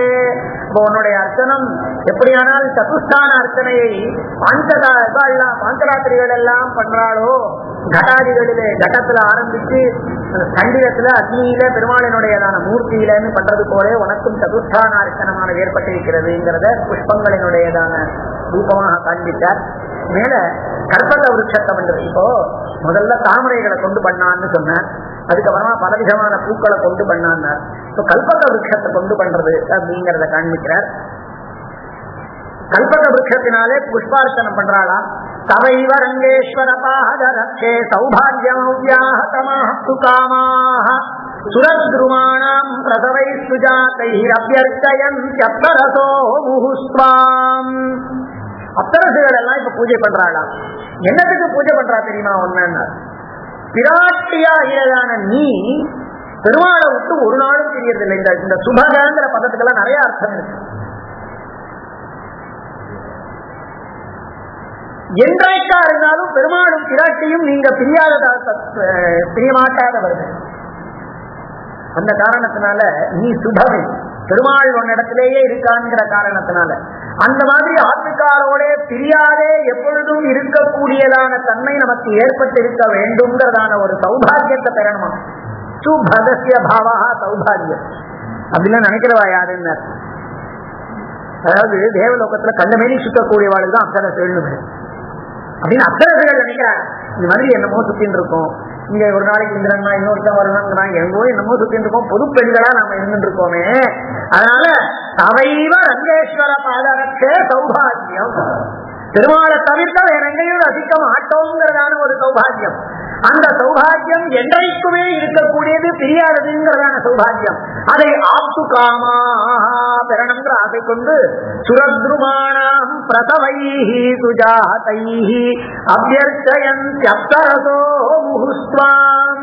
அந்த ஒன்ன பூஜனை பண்ணால் எங்களுக்கும் அந்த தன்மையானது கிடைக்க பெறும். நீ எப்படி ஆத்துக்காரோட தெரியாமல் எப்போது சேர்ந்து ஆனந்தமா இருக்கிறாயோ அந்த மாதிரியான தன்மை எங்களுக்கும் கிடைக்க பெறட்டும் அப்படிங்கிறதுனால அப்சர ஸ்திரீகள் எல்லாம் கல்பக விருட்ச புஷ்பத்தை, ஏன்னா எது விசேஷம்னு நீங்க என்ன பண்றீங்க, எங்காத்துல நாங்க இந்த புளியை போட்டு பண்றோம், 30 ரூபாய் புளியா நாங்க 50 ரூபாய் புளியில பண்றோம்னு பெருமையா சொல்லிக்கிறா பாருங்க.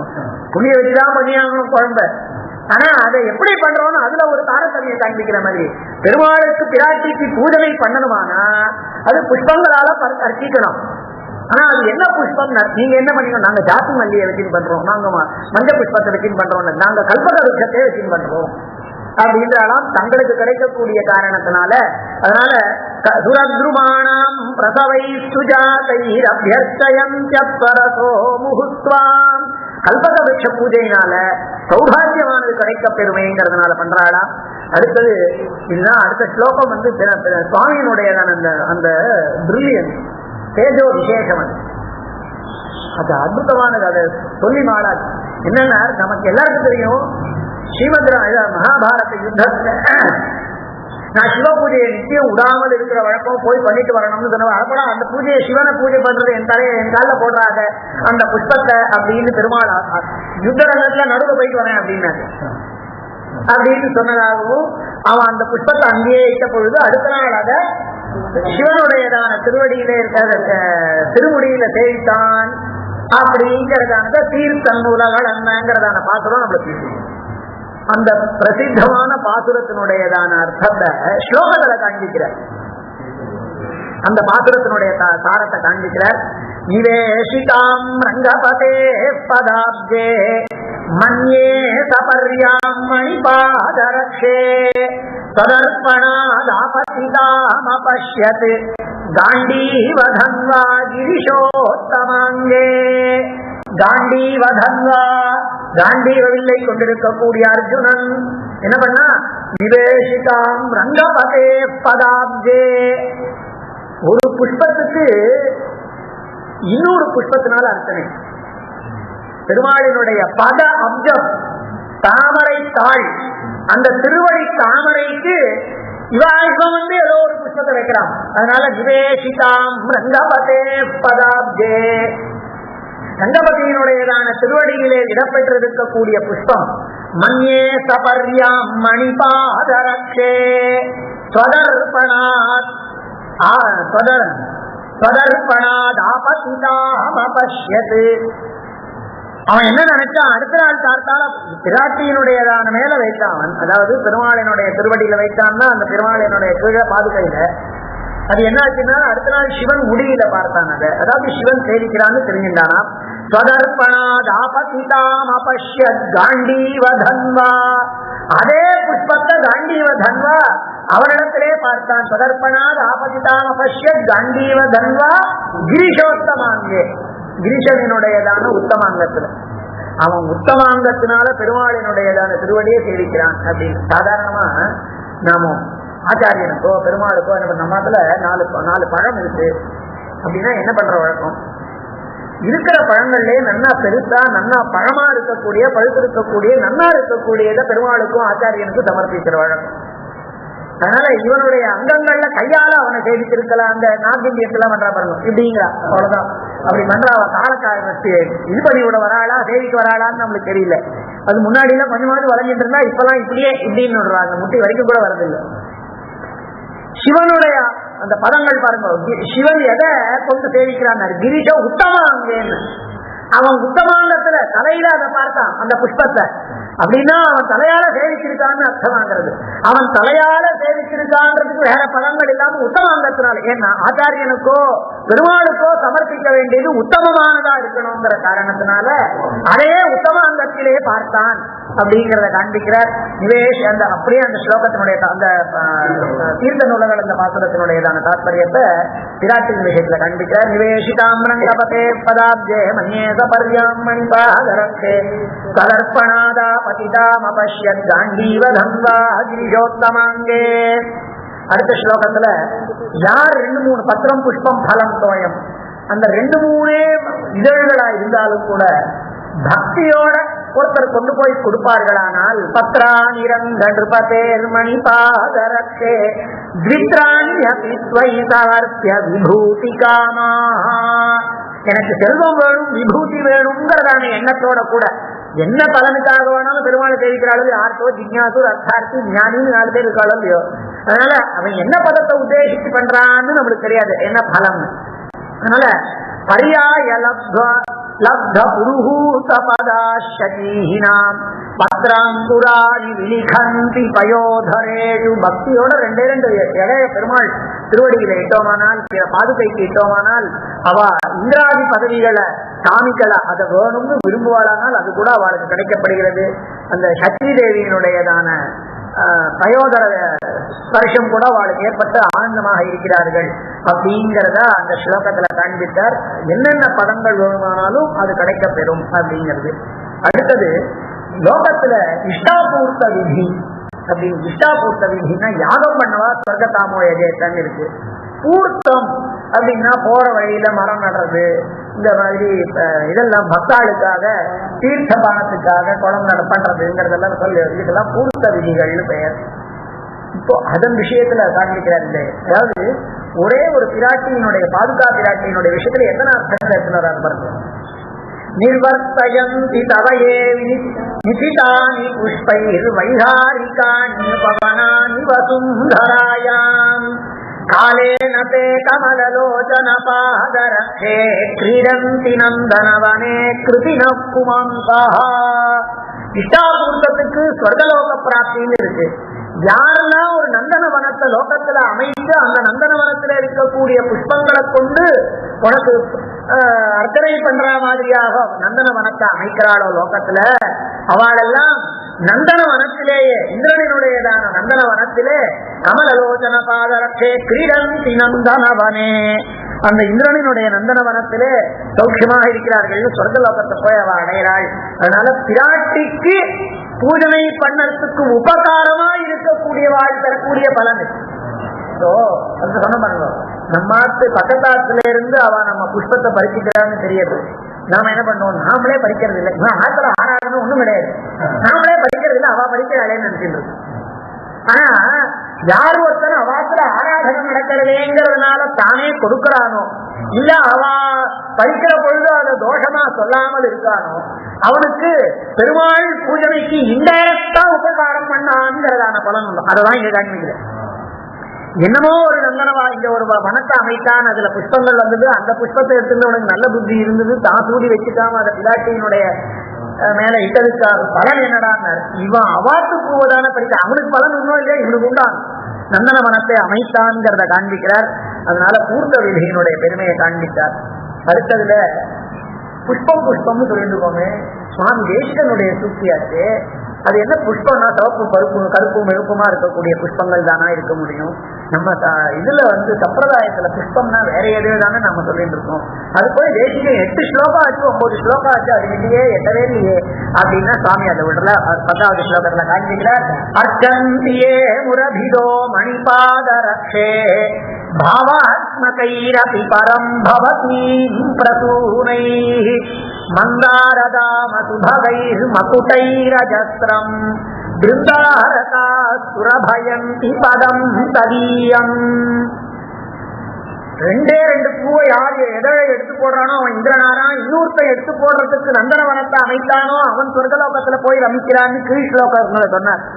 அப்படின்னா ஏதோ வெளியில இருக்கக்கூடியதான பகிஹி, வெளியில கிடைக்கக்கூடிய புஷ்பத்தை இட்டால்தான் பெருமாள் குளிர்வான் போல இருக்கு, சந்தோஷப்படுவான் அப்படின்னு நினைக்கின்ற போறாளேன்னு சுவாமிக்கு பயம். அதனால அடுத்த ஸ்லோகத்துல காண்பிக்கிறார். பாவாத்மகைரபி பரம் பவதீம் பிரசூனைஹ. பாவாத்மக புஷ்பங்கள், நமக்கு புஷ்பம் அட்டவிதம் புரோக்தம்னு தெரியும். 8 வகையானதான புஷ்பங்கள். அஹிம்சா பிரதமம் புஷ்பம், புஷ்பம் இந்திரிய நிகிரஹ. அஹிம்சை புஷ்பம் இந்திரிய நிகிரஹ, நம்மளுடையதான இந்திரியங்களினுடையதான நிகிரகம் பண்ணிக்கிறது, அது ஒரு புஷ்பம். பெருமாள் ஆராதனை பண்ண போறதே மற்ற புஷ்பங்கள் எல்லாம் இருக்கோது, இது அவசியமா இருக்கணும். அஹிம்சா பிரதமம் புஷ்பம், புஷ்பம் இந்திரிய நிகிரஹ. சர்வபூததயா புஷ்பம், எல்லா பூதங்களிடத்திலேயும் எல்லா பிராணிகளிடத்திலேயும் தயை இருக்கணும். க்ஷமா புஷ்பம் விசேஷதா. க்ஷமை பொறுமைங்கிறது ஆராதனை பண்ண பொறுத்தேதான் பெரும். குழந்தை எப்படி ஓடிக்கணும் கேட்போம் அந்த பக்கம் அப்படின்னு பொறுமை கத்திட்டு இருக்கக்கூடியது இல்லையா. க்ஷமா புஷ்பம் விசேஷதா. ஞானம் புஷ்பம், ஞானம் நம்ம என்ன பண்றோங்கிறத தெரிஞ்சுக்கிறதுனால ஞானம் புஷ்பம். தப புஷ்பம், அடுத்தது மனசை நிகிரகம் பண்ணிருக்கக்கூடியதான காயக்லேஷத்தோட நீங்க மணி 1 மணி ஆயிடுச்சு, இனிமே உட்காந்து மணி அடிக்கிறதா கஷ்டமா இருக்கும் அப்படிங்கிறது இல்லாம தபஸ்னாலே காயக்லேஷா தபஹா. நமக்கு எல்லாருக்கும் என்ன மண்டலம் காலத்தால 12 மணி வரைக்கும் அங்க போனோம் இங்க போனோம் ஊர்க்கதையெல்லாம் பண்ணிட்டு வேகமா ஒரு தீர்த்தம் பண்ணிட்டு அவசரம் சந்தியாவந்தனத்திலையும் ஆராதனத்திலையும் தான் வரும்.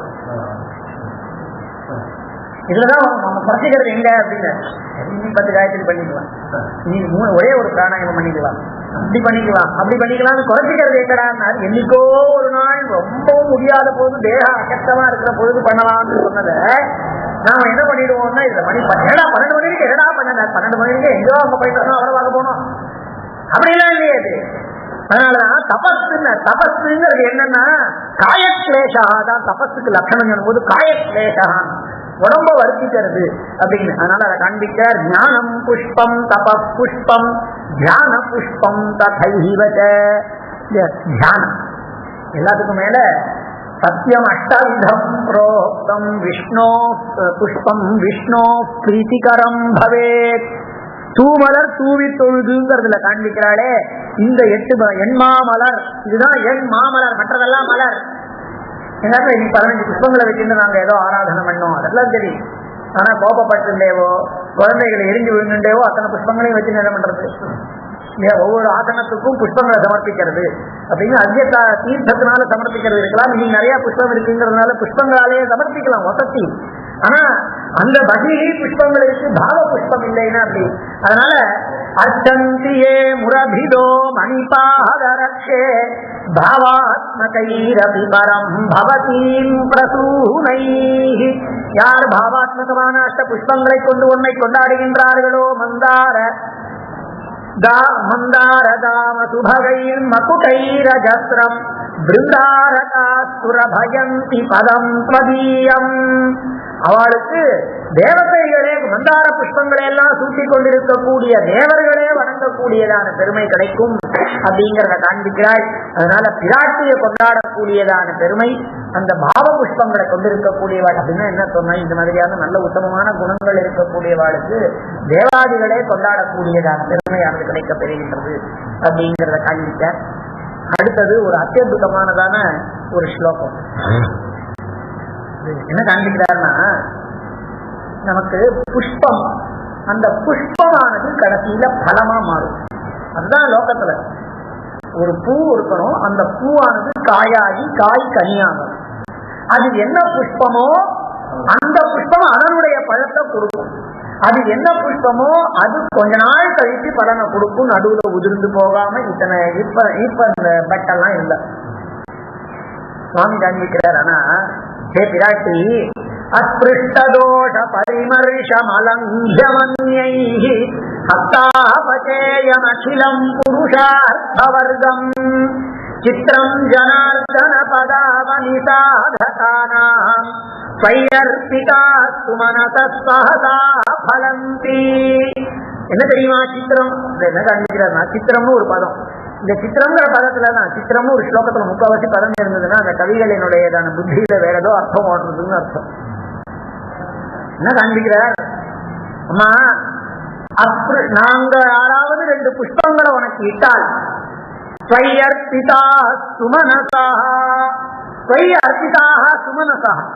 உன்னிடத்திலே இடம்பெற்றிருக்கக்கூடிய சுமனசாக புஷ்பங்கள்னு அர்த்தம். யார் சுமனஸ், அதாவது புஷ்பங்களை இடுகிறார்கள்னா சாதகானாம், பலவகைப்பட்டதான சாதகங்கள் பண்ணக்கூடியவாள் எல்லாம் பக்தானம். அது பக்தியே ஒரு பெரிய சாதகம். அதனால இந்த யோகாதிகளை எல்லாம் பண்ணி கொண்டிருக்கக்கூடிய பரம பாகவதாள் எல்லாம் உன்னிடத்துல இடக்கூடியதான அந்த புஷ்ப ஜனார்தன பதாவனி சாதகானாம் ஸ்வயர்பிதா சுமனசாக. அந்த புஷ்பங்களை 2 புஷ்பங்களை பெருமாள் இடத்திலே ஒரு பக்தன் இடுவானால் அது என்ன ஆகிறது?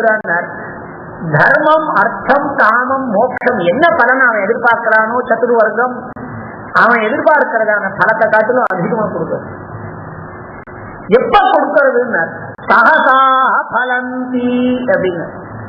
சதுர்வர்கானம் புருஷார்த்த வர்க்கம், புருஷார்த்த வர்க்கம் கூட்டம்னு அர்த்தம். புருஷார்த்தங்கள் தர்மார்த்த காம மோட்சங்கள். இந்த 4னுடைய வரிசையையும் 4னுடையதான கூட்டத்தையும் கொடுக்கிறது. இது வரைக்கும் ஒண்ணும் இல்லை. அந்த சித்திரம் என்ன இருக்கு, அந்த பழம் எப்படி இருக்கு அப்படிங்கிறத காண்பிக்கிறார். அந்த பழங்கள் எல்லாம் எப்படிப்பட்டது? இந்த பெருமாளுக்கு இடம்பெற்ற, அதாவது பிராட்டிக்கு இடம்பெற்றிருக்கக்கூடியதான இந்த புஷ்பங்களால அவனுக்கு கிடைக்கக்கூடிய தர்மமோ அர்த்தமோ காமமோ மோட்சமோ எப்படி இருக்குன்னா அஸ்பிருஷ்டதோஷ பரிமர்ஷம். நாம இன்னொருத்தருக்கு உபலாலனம் பண்றோம். உபலாலனம் பண்றோம்னா அவரை கொஞ்சம் காரியங்கள் பண்றோம். யாரோ ஒருத்தர், ஒரு மேல் அதிகாரி அவர் ஏதோ ஒரு பலன் நம்மளுக்கு கிடைக்கிறது. ஆனா கொஞ்ச நாள் கழிச்சு இவர் டிரான்ஸ்பர் ஆயிடுச்சு, ஒருத்தர் வந்தாங்கன்னா உங்களுக்கு எப்படி அதை கொடுத்தாரு, நீங்க ஜூனியர் ஆச்சுன்னு கேள்வி கேட்டானு இப்படி ஏதோ கேட்கறான்னு வச்சுக்கோங்க. இது அவர் கொடுத்தது தப்பு. அவர் கொடுத்த பொழுது நீங்க என்ன உங்களோட ரூல்ஸ் எல்லாம் பேசுறீங்களே, உங்களுக்கு தெரியாதா, நீங்க எப்படி அதை வாங்கினீங்கன்னு நம்மள்கிட்ட கேட்கறான். பெற்ற பலன் தோஷவத்தான் ஆயிடுது. ஆனா இது அப்ருஷ்ட தோஷ பரிமர்ஷம், தோஷ சம்பந்தமே இல்லாது. அலங்கியமன்யை இன்னொரு மேலதிகாரி இத வித்ட்ரா பண்ணிட்டான், ஒரு பச்சை பேனா வச்சு துடிச்சுட்டாங்க, இல்லைன்னு ஆயிடுச்சு. இது அப்படி இல்லையா, அலங்கியமன்யை பெருமாள் ஒருத்தனுக்கு இன்ன பதவி இன்ன பலன் கொடுக்கணும்னு சொல்லும்போது யாரு அந்த பச்சை கலர் பேனாவால் அடிக்க முடியும்? அலங்கியம் அந்நியை இன்னொருத்தரால மீறப்பட மாட்டாது. பெருமாள் கொடுக்கணும்னு திருவுள்ள பட்டாச்சுனாக்க அலங்கியம் அந்நியை ஹஸ்தாபச்சேயம். அது சரி, அந்த பலனை பெறத்துக்கு இவர் ரொம்ப சிரமப்படணுமானார். அதெல்லாம் ஒண்ணு சுவாமி வரதராஜ பஞ்சாசத்துல முடிக்கிறார் பாருங்க. ஹஸ்தாபச்சேயம் அவ்வளோ உங்களாலதான் அவ்வளவு மாங்கா இருக்கு, அது உண்மை. என்ன சுவாமி தொடர்ந்து எடுத்து 3 தொடர் ஐத்துல இருக்காது, எங்களால பண்ணவே முடியல அப்படிங்கிற மாங்காய் தொங்குறது ஒண்ணுத்துக்கு பிரயோஜனம் இல்லாம இருக்கான். ஆனா இது எப்படியா இருக்குன்னாரு, ஹஸ்த அபச்சேயம். அப்படி வழங்கி இருக்கிற நம்ம கையாலேயே பறிக்கலாமா, அந்த மாதிரியான பலன் பெறுவது கஷ்டமே இல்லையா. ஏன்னா போட்டதான புஷ்பம் அப்படிப்பட்டது, போடப்பட்டவன் அப்படிப்பட்டது. அதனால ஹஸ்தாபச்சேயம் கையால பறிக்கக்கூடியதுன்னு வரதராஜ பஞ்சாசத்தினுடையதான கடைசி ஸ்லோகமும் ஹஸ்தாபச்சேயம் அகிலம் புருஷார்த்த வர்க்கம். அதனால ஹஸ்தாபச்சேயம் அகிலம் புருஷார்த்த வர்க்கம் சித்திரம். இதாண்டா சித்திரம். என்ன தெரியுமா சித்திரம்னு 3 அர்த்தங்களை காண்பிக்கிறாய். சகசா பலங்கின்னு சொன்னாலே அது ஒரு பெரிய சித்திரம். எங்களுக்கெல்லாம் சரியான காலத்துலதான் பலிக்கும்னு தெரியும். மார்கழி அது ஏப்ரல் மேல அந்த வசந்த காலாதிகள் வந்தாதான் பங்குனி மாசத்துக்கு அப்புறம் தான் மாம்பழங்கள் கிடைக்க பார்க்கவே முடியும். அதுக்கு முன்னாடி காலத்துல கிடைக்காது. அந்த மாம்பூ இன்னைக்கு இருக்கக்கூடிய மாம்பூ கொஞ்ச நாள் கழித்து பலனை கொடுக்கும். இது சகசா பலன். இது ஒண்ணு. மாமரத்தினுடையதான புஷ்பம் மாங்காவை மாத்திரம்தான் கொடுக்கும், மாம்பழத்தை தான் கொடுக்கும், வேற எதையும் கொடுக்காது. ஆனா இது என்னன்னா, இந்த புஷ்பம் இங்க பெருமாளுக்கு இடம்பெற்று இருக்கக்கூடியதான ஒரே விஷ்ணுன்னு மல்லி புஷ்பத்தை நாம போட்டா அது தர்மங்கிற பலத்தை கொடுக்கறது, காமங்கிற பலத்தை வேண்டிய பலன்களை கொடுக்கறது, மோட்ச பரியந்தமான பலத்தை கொடுக்கறது. கொடுக்கப்பட்டதான புஷ்பத்துக்கு பின்னமான ஜாத்தியில பலமானது கிடைக்கிறது, கால அபேட்சை இல்லாமல் கிடைக்கிறது, உடனே கிடைக்கிறது. இது 3 லோகத்துல இருக்கிறதான புஷ்பங்கள்ல இருந்து கிடைக்கக்கூடியதே இல்லை. ஏன்னா எல்லா புஷ்பங்களும் பலிக்குமா அப்படின்னா அப்படி இல்லை. நாம பார்த்துட்டே இருக்கோம், நம்ம அதுல பார்த்து ஒரே ஒரு பூசணி வச்சிருக்கோம், இப்படி வந்துட்டே இருக்கு அப்படின்னா டெய்லி பார்த்துட்டு இருக்கோம். அடுத்த கருத்தால பார்த்தா அது என்ன, அந்த பெருச்சாளி பண்றதான பிரச்சனை இருக்கேன்னு அந்த பெருச்சாளிக்கு இங்கன்னு சாப்பிட மாட்டோம் இல்லையா. நமக்கு பார்த்து நம்ம வச்சிருக்கோம் அப்படின்னாக்க எல்லா புஷ்பங்களும் பலிப்பதில்லை. எல்லா புஷ்பங்கள் பலித்தாலும் காலத்துலதான் பலிக்கும். எல்லா புஷ்பங்கள் பலித்தாலும் கஷ்டப்பட்டாதான் பலிக்கும் இல்லையா. நாம அதுக்கு எவ்வளவு கஷ்டப்படுறோம். இதோட நான் ஹஸ்தாபச்சேயம் சுலபமாய் சகசா கிடைக்கக்கூடியதாய் புருஷார்த்த வர்க்கம். இதனுடைய ஜாதி வேற, அது கொடுக்கறது வேறங்கிறதான பலனை கொடுக்கறது. இதெல்லாம் அந்த புஷ்பங்கள் உனக்கு இடம்பெற்ற காரணத்தினாலே அமைந்திருக்கக்கூடிய பெருமைன்னு காண்பிக்கிறார். சித்திரம் ஜனார்தன பதாவனி சாதகானாம்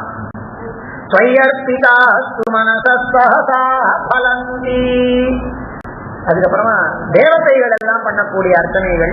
அவ பிராட்டிக்கு இந்த ஒரு ஜாதி மல்லியினால் ஆக்கப்பட்ட வெண்மையான ஒரு புஷ்பத்தை சமர்ப்பிக்கிறாளா. அது எப்படி இருக்குன்னா, விக்ராந்த விஷ்ணு பரதம் ஸ்ரய பத்த சக்யா பாகீரதீவ பரிரம்பன காங்கினீதே. இந்த ஜாதி மல்லியினால ஆக்கப்பட்ட ஒரு மாலையாவானது தேவர்கள் எல்லாம் உனக்கு சமர்ப்பித்தாளானால் பெருமாளின் திருவடியில ஏற்பட்டுக்கிட்டோ, பெருமாள் திருவடியில தான் இந்த பாதுகை இருக்கு, அந்த பாதுகையில இவா ஜாதி மல்லியை சமர்ப்பிக்கிறாளா.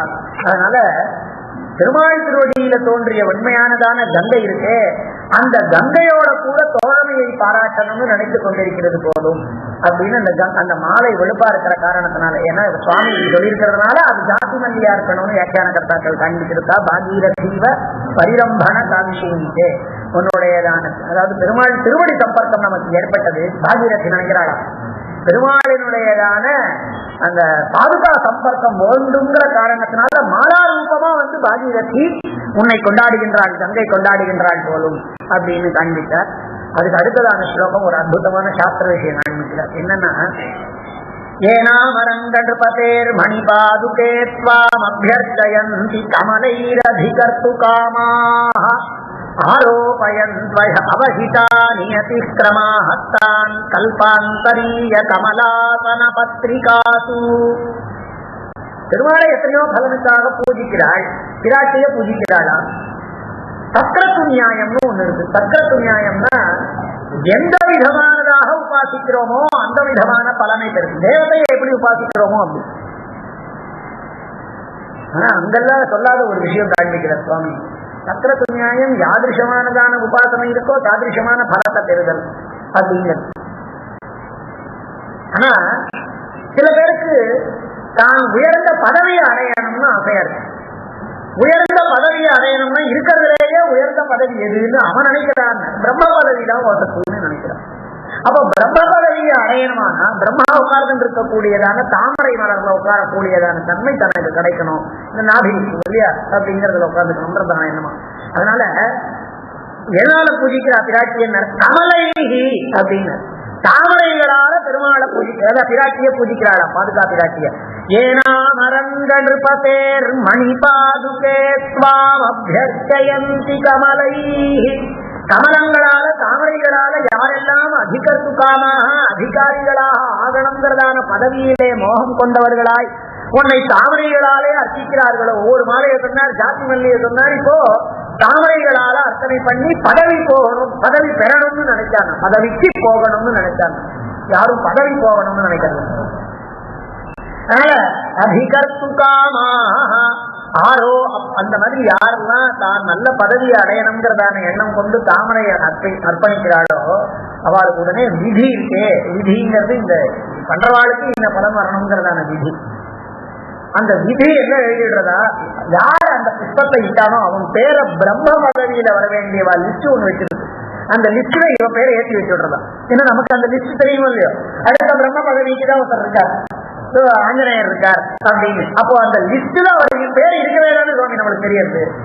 அப்போ அந்த பிரம்ம பதவி ஏதாவது பிரம்ம டெசிக்னேட் நாம இன்னும் இருக்கிற பிரசிடென்ட் போல அடுத்த பிரசிடென்டா அவர் வரப்போறாருன்னா பிரசிடென்ட் டெசிக்னேட் சொல்றாங்க பேப்பர்ல. அந்த மாதிரி பிரம்மா டெசிக்னேட் யாரு இருந்தாலும் ஆஞ்சநேயர். ஏன்னா அவர் பேர் அதுல எழுதி வச்சிருக்கா. பிரம்ம பதவிக்கு உரியதான ஒரு லிஸ்ட்ல அவர் பேரை எழுதி வச்சிருக்கா. அந்த மாதிரி ஒரு லிஸ்ட் ப்ரிப்பேர் பண்ற பொழுது யாருன்னா 2 கமலா புஷ்பங்களை தாமரை புஷ்பங்களை பிராட்டியின் பேர்ல எழுதுகிறார்களோ அவள்லாம் அதிகாரி ஆகணும்னு நினைத்தாளானா இருக்கிறதுலேயே உயர்ந்ததான அதிகார பதவி எதிரானா பிரம்ம பதவி. அதனால அதுல அவனுடைய பேரை லிஸ்ட்ல எழுதி வச்சுடுறதா. அதான் ஆரோபயன் அவஹிதானியதிக்ரமாத்தான். அந்த விதி எழுதுறது அவனுடைய பெயரை அது கூட ஏனோதானோன்னு எழுதுறது இல்லையா. அவஹிதா நியதி இவன் பேரை நாம சரியா எழுதணும் இல்லையா. அவர் என்ன பிரசிடென்டா அவர் பேர்லயே ஸ்பெல்லிங் மிஸ்டேக்லாம் இருந்ததுன்னா அதனாலதான் அவஹிதா நியதி தான் கல்பாந்தரீய கமலாசன பத்ரிகாசு. இன்னும் எத்தனையோ கல்பங்கள் கழித்து வரக்கூடியதான பிரம்ம பதவிகளுக்குரியதான பட்டங்களிலே அவ பேரை எழுதி வைக்கிறது. பிரம்ம பதவிகள் இந்திராதி பதவிகள் பிரம்மாதி பதவிகள் அடையணும்னு நினைக்கக்கூடியவாளுக்கு என்ன அவளுக்கு தெரியல அப்படின்னா பிராஜாபத்திய பிரபதி விபவம் பிரேக்ஷ பரியாய துக்கம் அப்படின்னு அவளுக்கு தெரியலையா. ஆனா என்ன பதவி, அதாவது பெருமாளின் நம்ம எப்பொழுதுமே சொல்ல வழக்கம் பெருமாள் மோட்சவித்தே ஜனார்தனாத்துன்னு இருக்கு. பெருமாள் மோட்சம் கொடுக்கிறார் அப்படின்னு. பெருமாள் மோட்சம் தான் கொடுக்கிறாருன்னா யாராவது போய் கேள்விப்பாடு. இப்பயே லோகத்துல பல பேர் இப்பவே நிறைய பேர் என்ன சொல்லிட்டு இருக்கா அப்படின்னா இன்னும் சரணாகதி ஆலையா அப்படின்னு கேட்டாருனாக்க சரணாகதி பண்ணிட்டா என்னமோ அப்படி இருக்கணும் இப்படி இருக்கணும்னு சொல்லிட்டு இருக்கா. அவளுக்கே ஒரு நோட்டம் இந்த எல்ஐசி பாலிசி இருக்கிறது அப்படின்னு சொன்னாலும் செருவல் வாழ்ற மாதிரி நினைச்சுக்கிற மாதிரி சரணாகத்தினாலே என்னமோ அவளுக்கு இப்பவே கலந்து விட்டுட்டான்னு நினைச்சுடுறாள். அதனால ராஜாபத்திய பிரபத்தி பகவான் பிரேட்சிய பரியாய துக்காத் அப்படிங்கிற காரணத்தினால அவளுக்கு ஒரு சுத்தி இருக்கிறவாளுக்கு அதையும் கொடுக்கறதுனால பெருமாள் மோட்ச மாத்திரம் கொடுப்பான்னு சொல்லிட்டோமானா ஒருத்தருமே அவர் ஜெயிச்சு வர மாட்டார். அதனாலதான் அந்த ஸ்லோகமே எப்படி இருக்குன்னா ஒவ்வொருத்தராலையும் ஒவ்வொன்றும் கொடுக்கப்பட முடியும் அப்படின்னா ஆரோக்கியம் பாஸ்கராதிச்சே பூதி விச்சேத் ஹுதாசனாத் சங்கராத் ஞானம் அன்விச்சேத் மோட்ச விச்சேத் ஜனார்தனாத் அதுல எப்படி இருக்குன்னா முதல்ல இருக்கக்கூடியவன், முதல்ல சொல்லப்பட்டிருக்கக்கூடியவன் ஆரோக்கியம். அந்த ஆரோக்கியத்தை மாத்திரம்தான் பாஸ்கரனால கொடுக்க முடியும், சூரியனால கொடுக்க முடியும். இன்னைக்கும் சன்பாத் எடுத்துட்டு இருக்கா பாத்திரம். ஆனா பூதி நிச்சேது ஹுதாசனா, அடுத்தது இரண்டாவது சொல்லப்பட்டவரான தேவத்தை அக்னி. அந்த அக்னி விசேஷமா அவன் என்ன கொடுப்பான்னா, அக்னியிலே புரோஹிதம் ரத்னதாத்தம்லாம் சொல்லி இருக்கிற காரணத்தினால அவன் விசேஷமா செல்வத்தை கொடுப்பான். ஆனா கீழே சொல்லப்பட்டதான ஆரோக்கியம் இதை கொடுப்பான். மூணாவது இரண்டாவது சங்கரா ஞானம் அன்பிச்சேட்டான். ஏன்னா சர்வஜனான சங்கரனே சொன்னான் அப்படின்னு சுவாமியே காண்பிக்கிறதுனால ஞானத்தை விசேஷமா கொடுப்பான் சங்கரன். ஆனா இது ரெண்டுக்கு பிளஸ் ஞானத்தை கொடுப்பான் அப்படிங்கிறது. அப்படி சொன்னாதான் பெருமாள் படைப்பார்.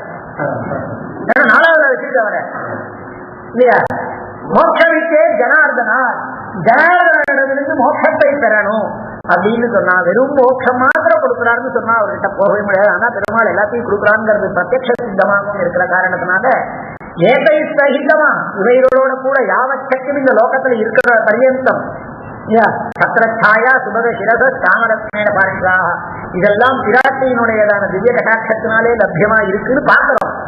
அந்த காரணத்தினால லௌகிகமான ஐஹிக ஆமுஷ்மிக பலதாத்தா, ஆமுஷ்மிக பலத்தை கூட சில பேர் கொடுப்பாளா இருக்கும்.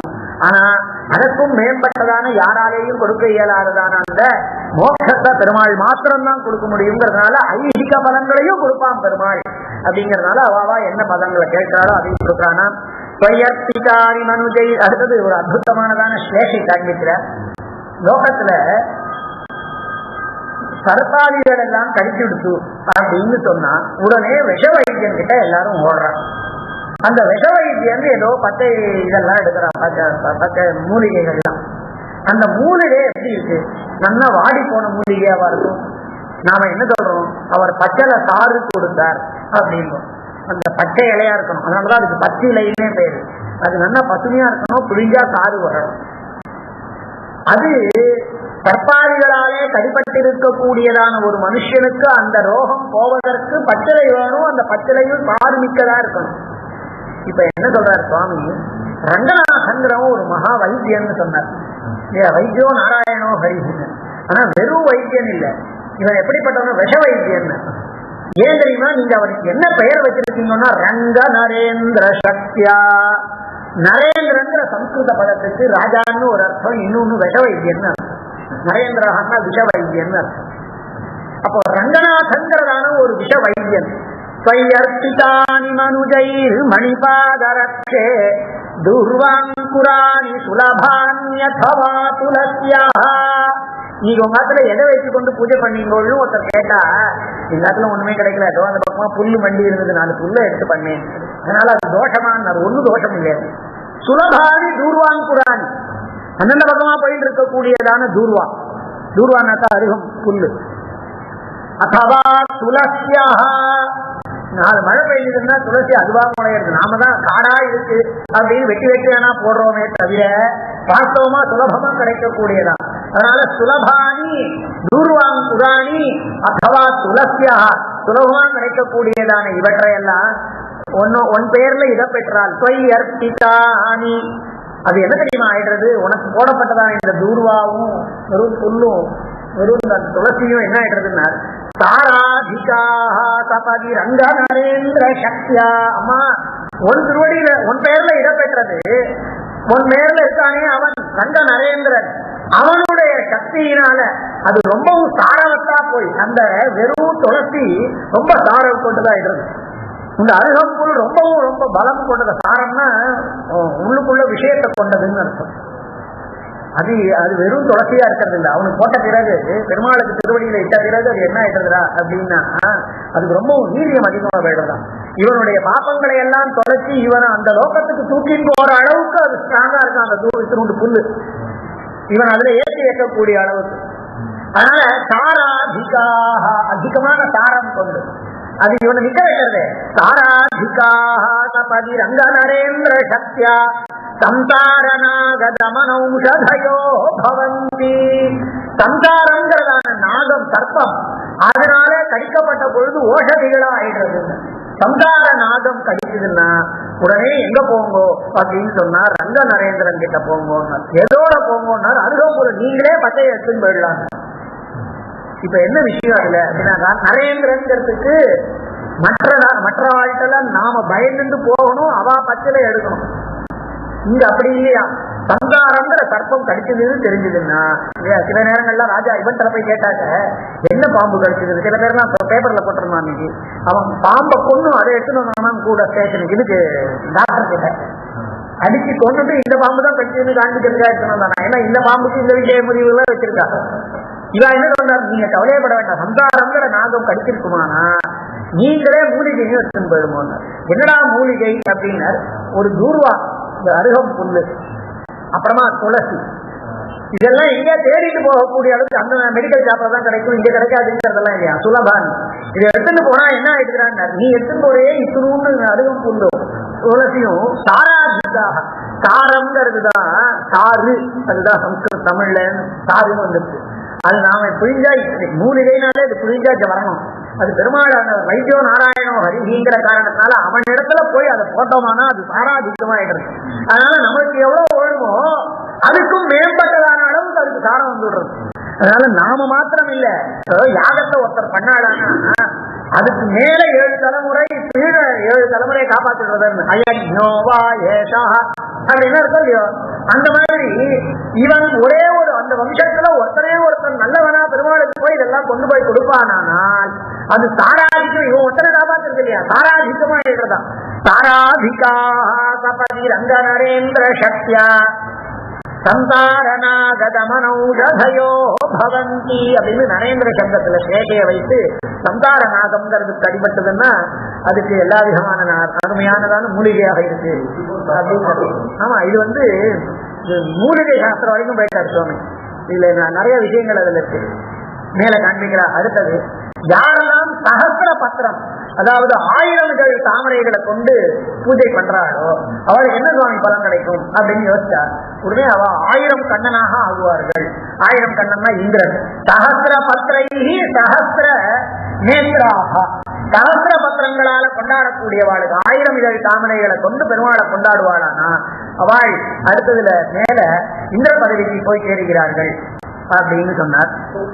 அடுத்த கீழே மேல ஸ்லோகத்துல தன்யைத்வயித்ரக்ஷகபாதரக்ஷே புஷ்பாணி காஞ்சனமயானி சமர்ப்பிதானி வித்ரம்சினாமி நமதோ கிரிஷோத்தமாங்காத் ஆரக்வதேன மிலிதான்யப்ருதக் பவந்தி. லோகத்துல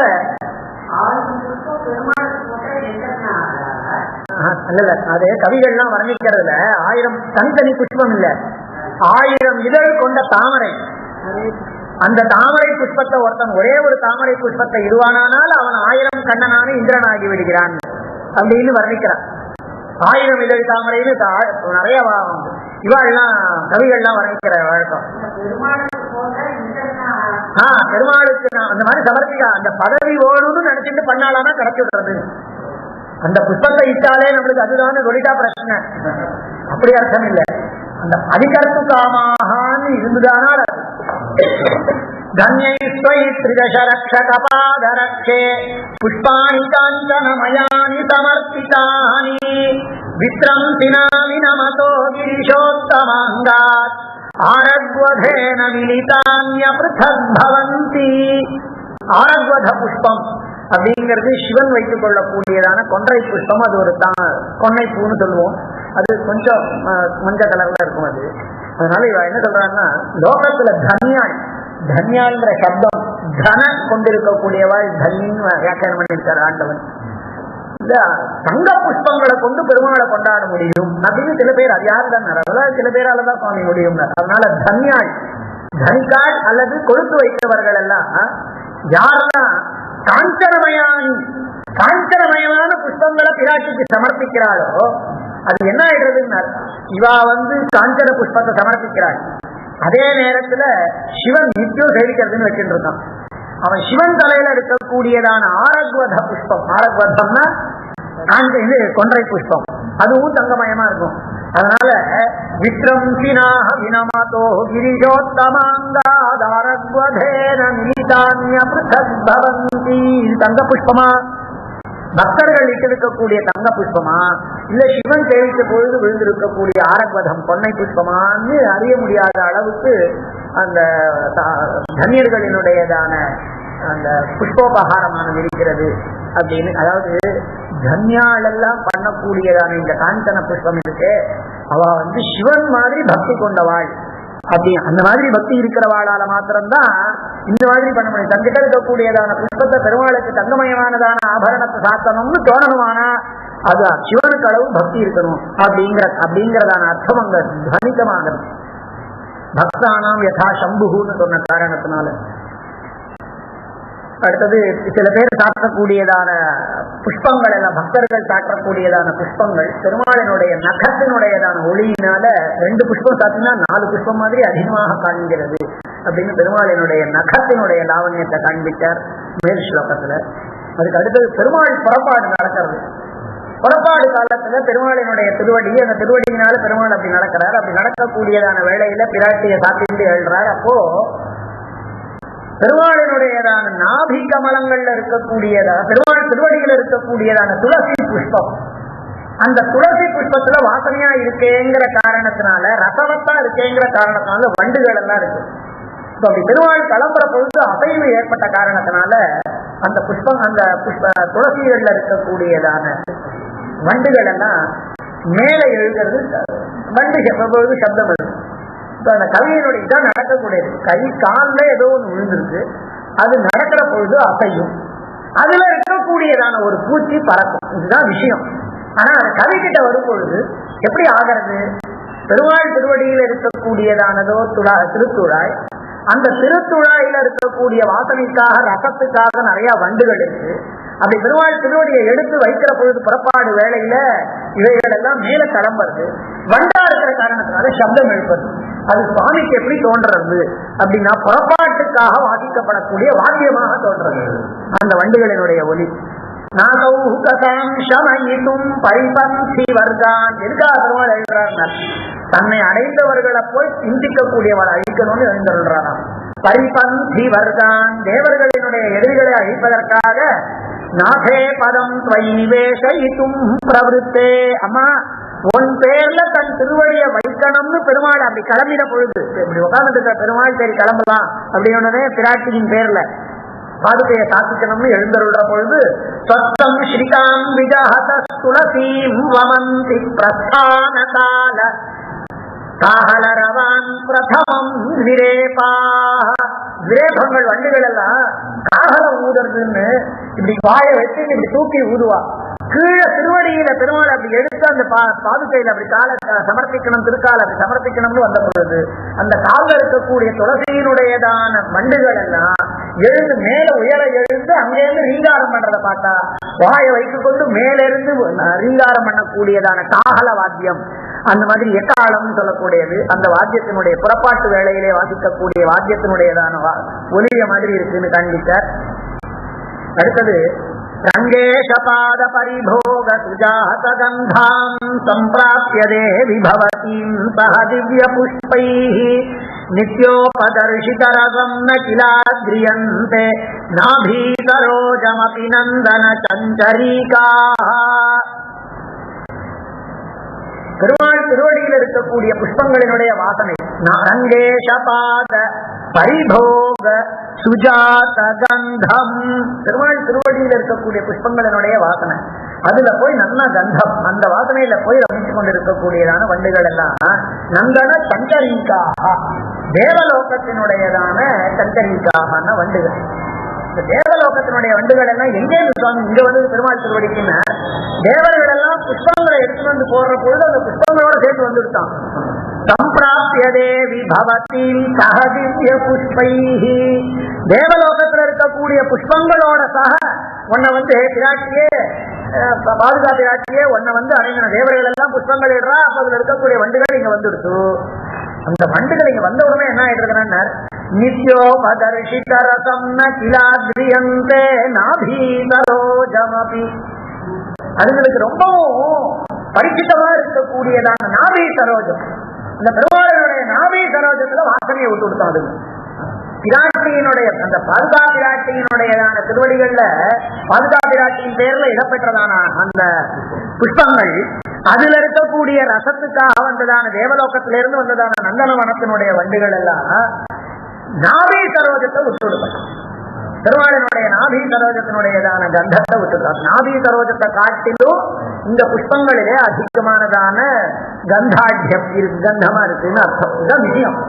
ஆனா இது சுவாமி இதுக்காக எழுதியிருப்பார்.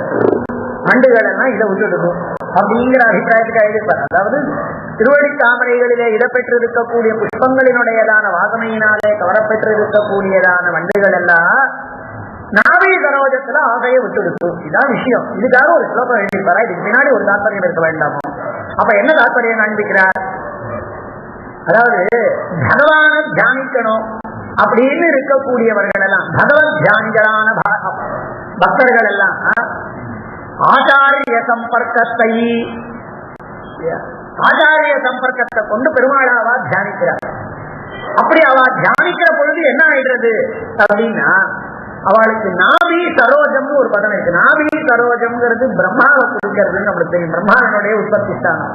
அப்ப பிரம்மாவினாலே ஏற்படுத்தக்கூடிய இந்த லோகம்னு அர்த்தமாகிறது. அதனால அப்ப அவள்லாம் இந்த எம்பெருமானுடைய திருவடியிலே ஆசை கொண்டிருக்கக்கூடியவர்களுக்கெல்லாம் இந்த சம்சாரங்கிறதான ஒரு ஆசையானது அற்று போயிடுறதா.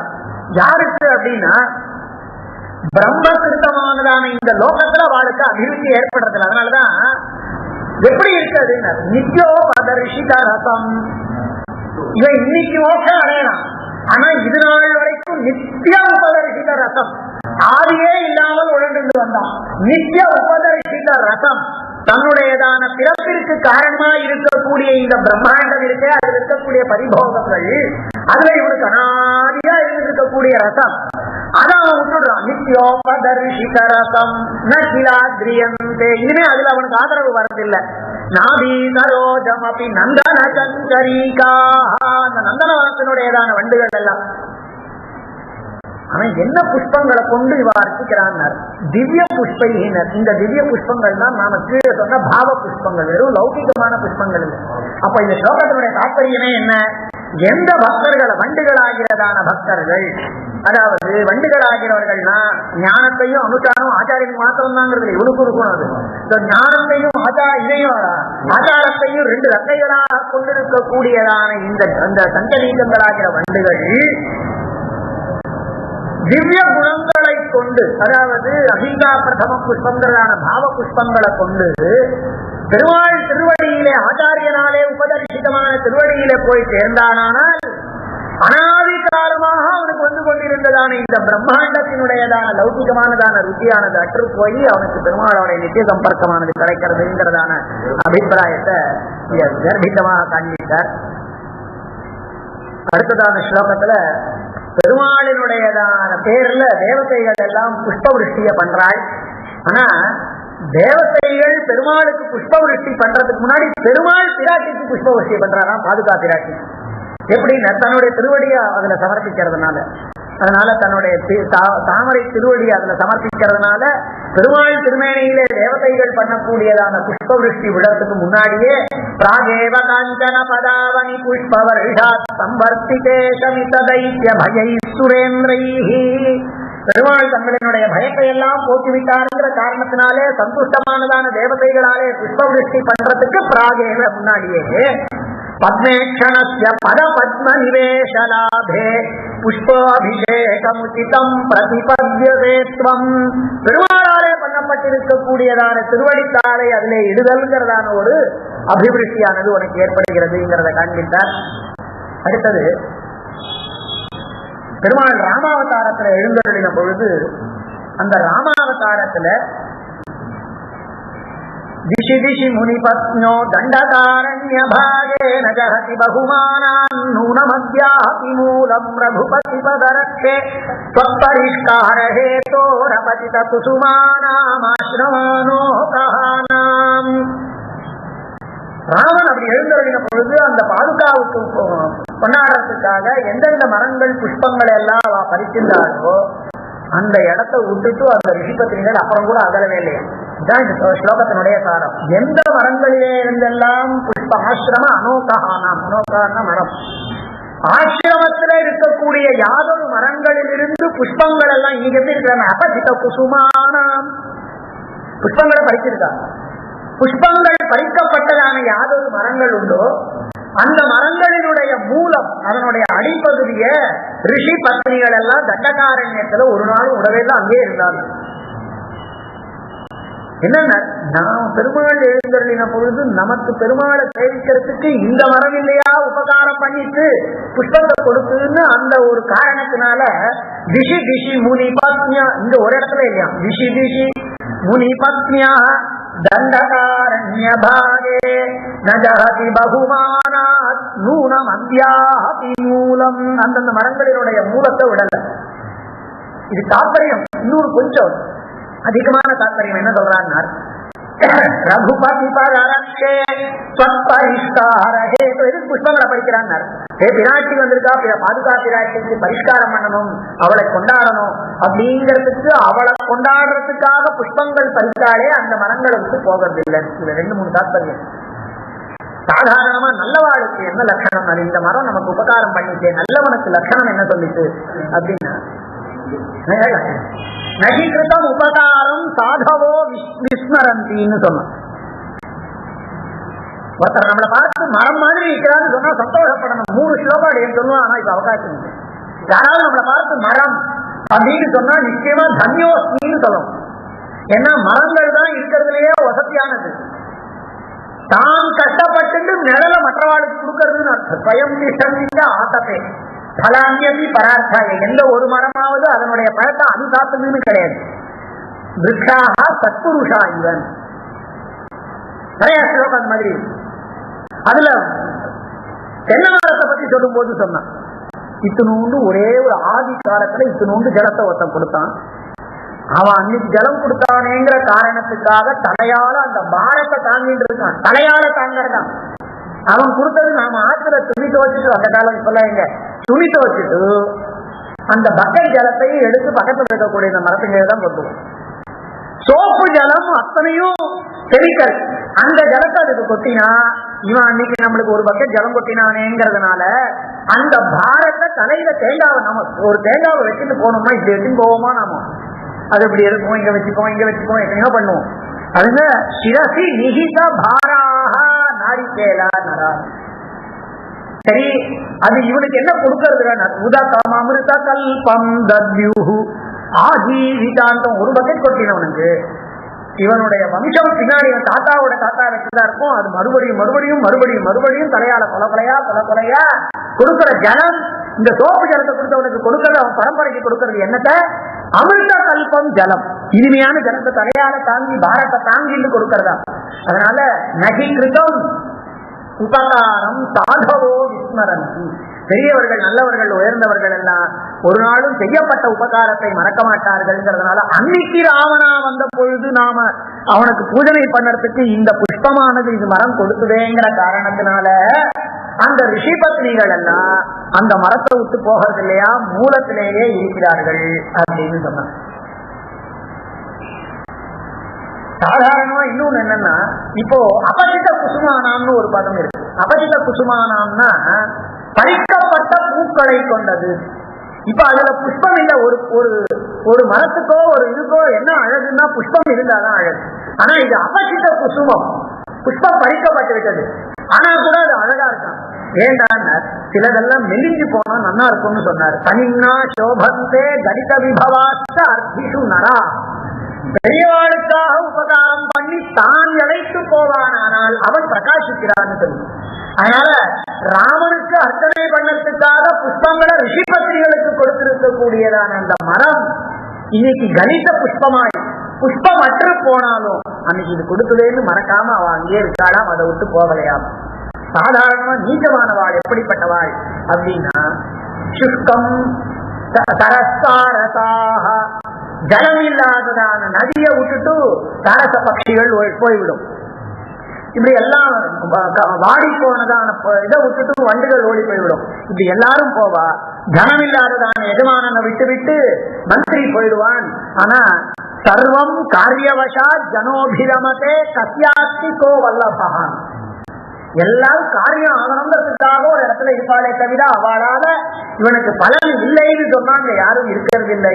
ஆனால் இந்த ரிஷி பத்னிகள் எல்லாம் உத்கிருஷ்டாள் உயர்ந்த வாழ்கிற காரணத்தினால அன்னைக்கு ராமாவதார காலத்துல நமக்கு ஹெல்ப் பண்ணிட்டு அப்படிங்கிற காரணத்தினால அபஜித குசுமானாம் ஆசிரமானோதகானாம் மூலம் ந ஜஹதி பகுமானாத் இவைகள் அல்லவா நம்மளுக்கு பெருமாள் அனுபவிக்க கொடுத்ததுங்கிறத காண்பிக்கிறார்.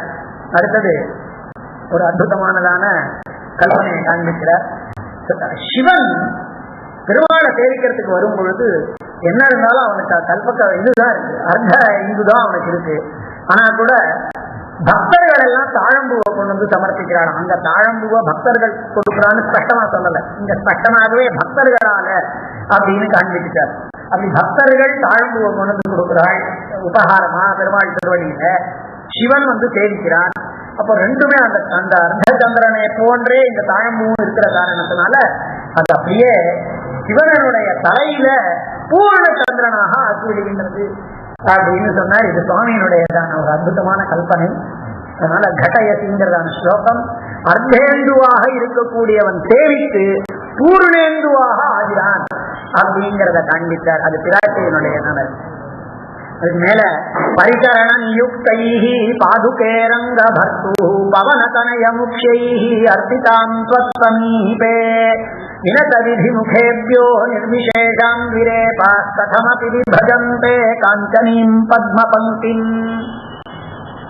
பெருமாளுக்கு கைங்கரியம் பண்ண வேண்டியதுன்னு சுக்ரீவ மகாராஜா கட்டளையிட்ட காரணத்தினால பவன சுத்தங்கள் எல்லாம் ஆஞ்சநேய பிரபுத்திகள் எல்லாம் போய் அங்கங்க போயிட்டு கடைசியில பெருமாளுடைய திருவடிக்கு அர்ச்சனை பண்றதுக்காக தங்கமயமான புஷ்பங்களை கொண்டு வந்து பெருமாள் திருவடியில ஏறார். அதே நேரத்தில் சிவன் மாத்திரம் தானே சேவிக்கணும், பிரம்மாவும் வந்து சேவிக்கிறார். இப்ப தங்கமயமானதான புஷ்பத்தை இட்ட உடனே பிரம்மாவும் வந்து சேவிக்கிற பொழுது வினத விதி முகேபியோ நிர்விசேஷாம் விரேபாஹ கதமபி விபஜந்தே காஞ்சனீம் பத்ம பங்கிம். தங்க தாமரையை இவாள்லாம் இட்டாளானா பக்தர்கள் பிரம்மா வந்து சேவிக்கிற பொழுது இதுதான் தங்க தாமரை புஷ்பம், இது பிரம்மாவினுடையதான முகம்னு அறிந்து கொள்ள முடியாமல் வித்தியாசம் இல்லாமல் இருந்தான். அதாவது இது ஸ்லோகத்துக்கு என்ன தாத்பரியம்னா, அதாவது கம்யோபமா, அதாவது உபமா துவனின்னு சொல்லுவோம். உபமாலங்காரம் துவனிக்கிறது. அதாவது தங்க தாமரைய மாதிரி பிரம்மாவினுடைய முகம் இருக்கு, தாமரையை போன்றதான முகம். அதனால இது தங்க தாமரையா இந்த பிரம்மாவினுடைய முகமா அதே நேரத்தில் அவன் வந்து தெரிவித்த பொழுது அப்போ வண்டுகள் எல்லாம் புஷ்பமானதான் அங்க சுத்தும். அதனால கதமபி காஞ்சனி விபஜந்தே காஞ்சனீம் பத்ம பங்கி. தங்க தாமரைகளினுடைய வரிசைய பிரம்ம முகத்தில் இருந்து ஒரு மாதிரி கஷ்டப்பட்டு தெரிந்து கொள்ளுகின்றன அப்படிங்கிறது. பிரம்மாவினுடைய முகம் தங்க தாமரைக்கு சதிருஷமா இருக்குங்கிறத சகஸ்டடா சொன்னார்.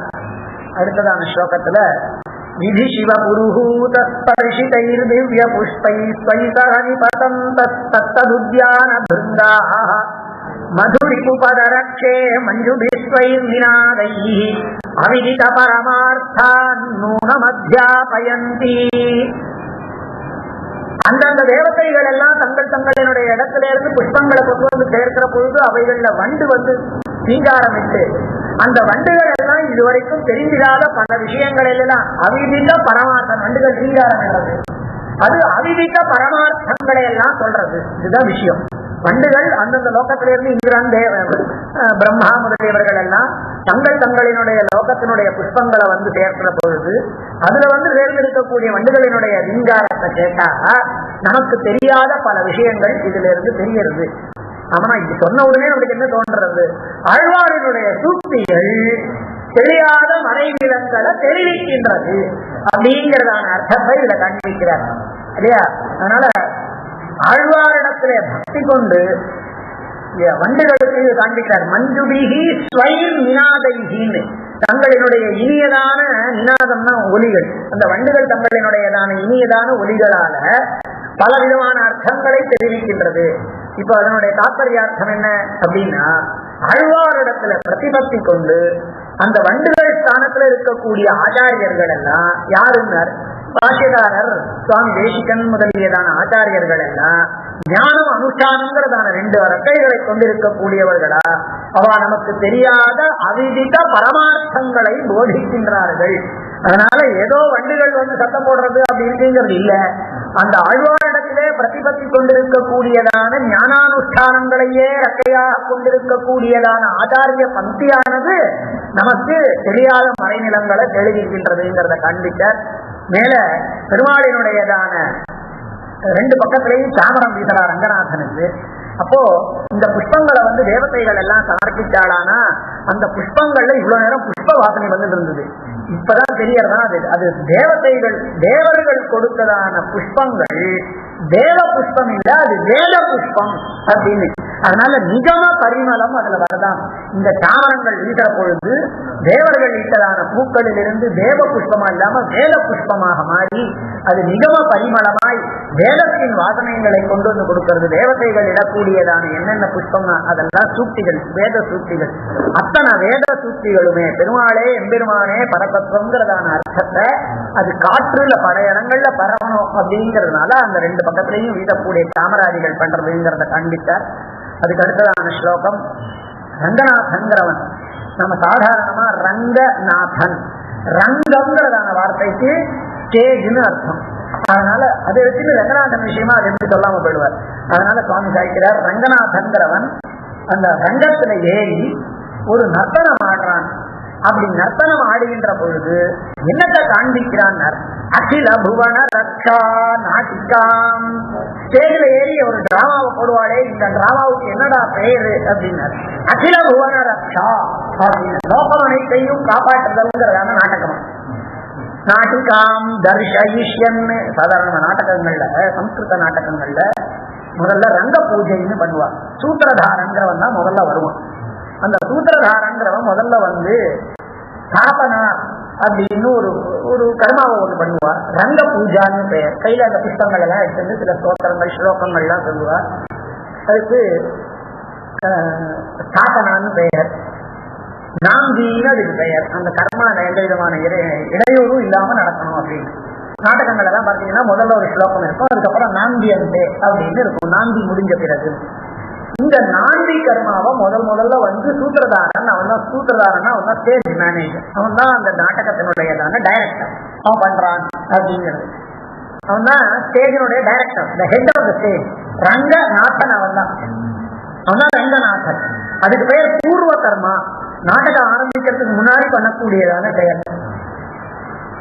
இனிமேதான் நாடகம் வரப்போறது, ப்ராப்பர் நாடகம் வரப்போறது. அதனால பெருமாள் இந்த ரங்கத்துல எழுந்தவர்களை என்ன பண்றான்னு அகில புவன ரக்ஷாங்கிறதான நாட்டிகாவை தர்ஷயிஷ்யன்னு இனிமே காண்பிக்க போறான். ஃபியூச்சர் இனிமேதான் அந்த நாடகம் ஆரம்பிக்க போறது.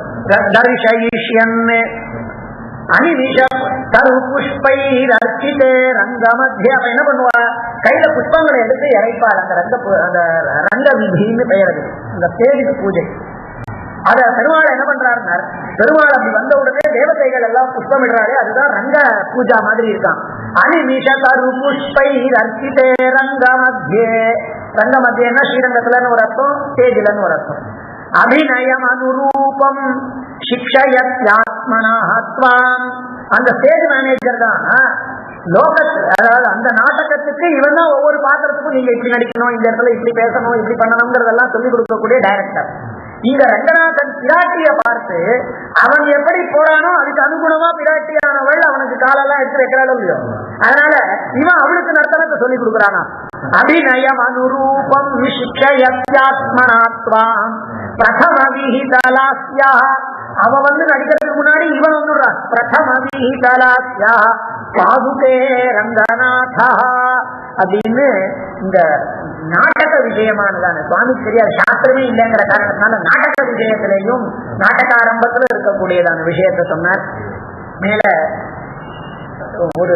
ஒரு அழகான ஒரு சேஷையை காண்பிக்கிறார். சக்கச்சவேன்னு இருக்கக்கூடியதான ஒரு வானம், அதுல கருப்பானதான மேகம், சாயங்கால வேலை, அதுல நட்சத்திரங்கள். இதுதான் விஷயம். அந்த மாதிரி பெருமாள் கிருஷ்ண மேகம் விஷ்ணு அதலித நிஜராதாம் தேவி விஷ்ணு பதம். தது விஷ்ணு பதம் ஆகாசத்துக்கு பேர். அதை பிரிச்சு விஷ்ணோஹோ பதம்னு சொன்னார். விஷ்ணோஹோ பதம்னா பெருமாளினுடைய திருவடின்னு ஒரு அர்த்தம்.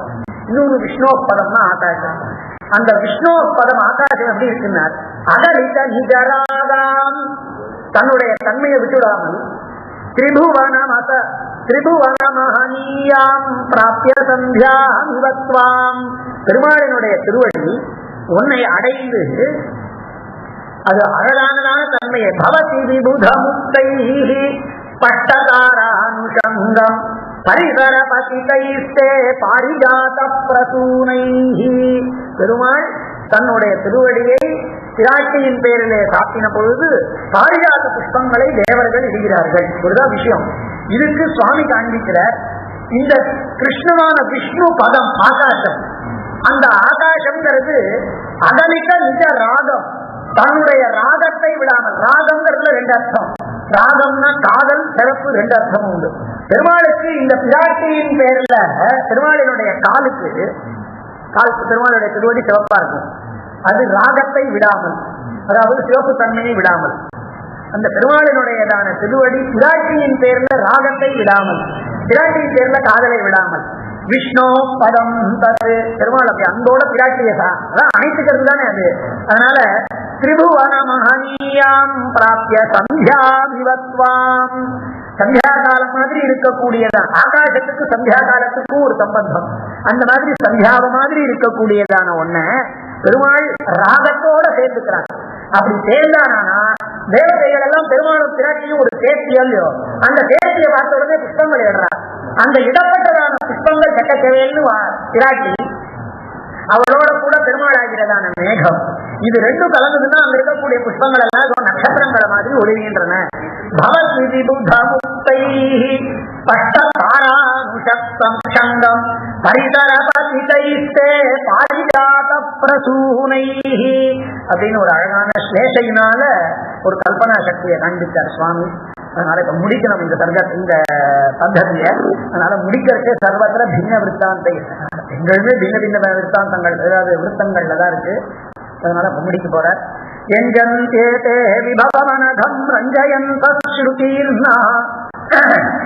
இந்த ஸ்லோகம்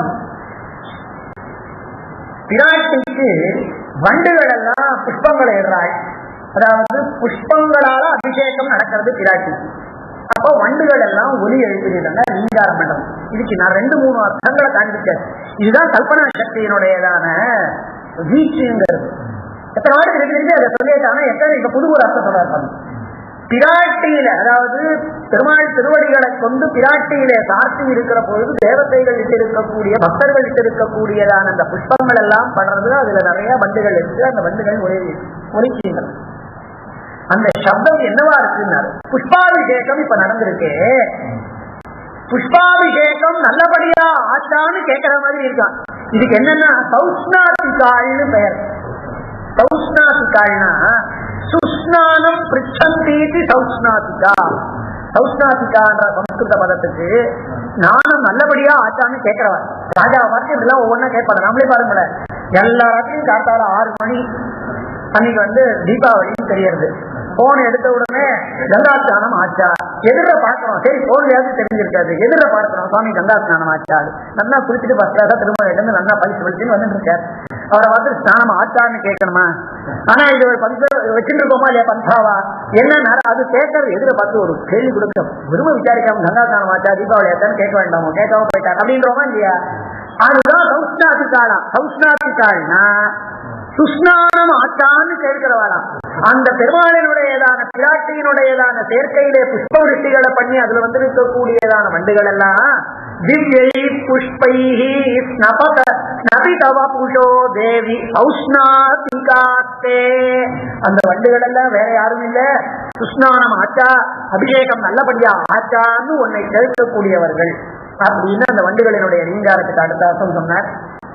அதுக்கு அடுத்தது சுவாமி தேசிகன் லோகத்துல எத்தனையோ விதமான உத்கிருஷ்டமான பலன்களை கொடுக்கறதுக்கு எத்தனையோ விதமானவைகள் எல்லாம் இருக்கு. என்னமோ பாரிஜாத விருஷம் இருக்குங்கிறா, கல்பக விருஷம் இருக்குங்கிறா, காமதேனு இருக்குங்கிறா, இன்னும் என்னென்னவோ கேட்டதெல்லாம் சிந்தாமணி இருக்குங்கிறா. சுவாமி தேசிகன் சொன்னார், எங்களுக்குலாம் அதெல்லாம் அவசியமே இல்லை. பிராட்டி இந்த பாதுகா பிராட்டி இருக்கிற பொழுது அதெல்லாம் என்னத்துக்குன்னு ஒரு அற்புதமான ஸ்லோகம் சொன்னார்.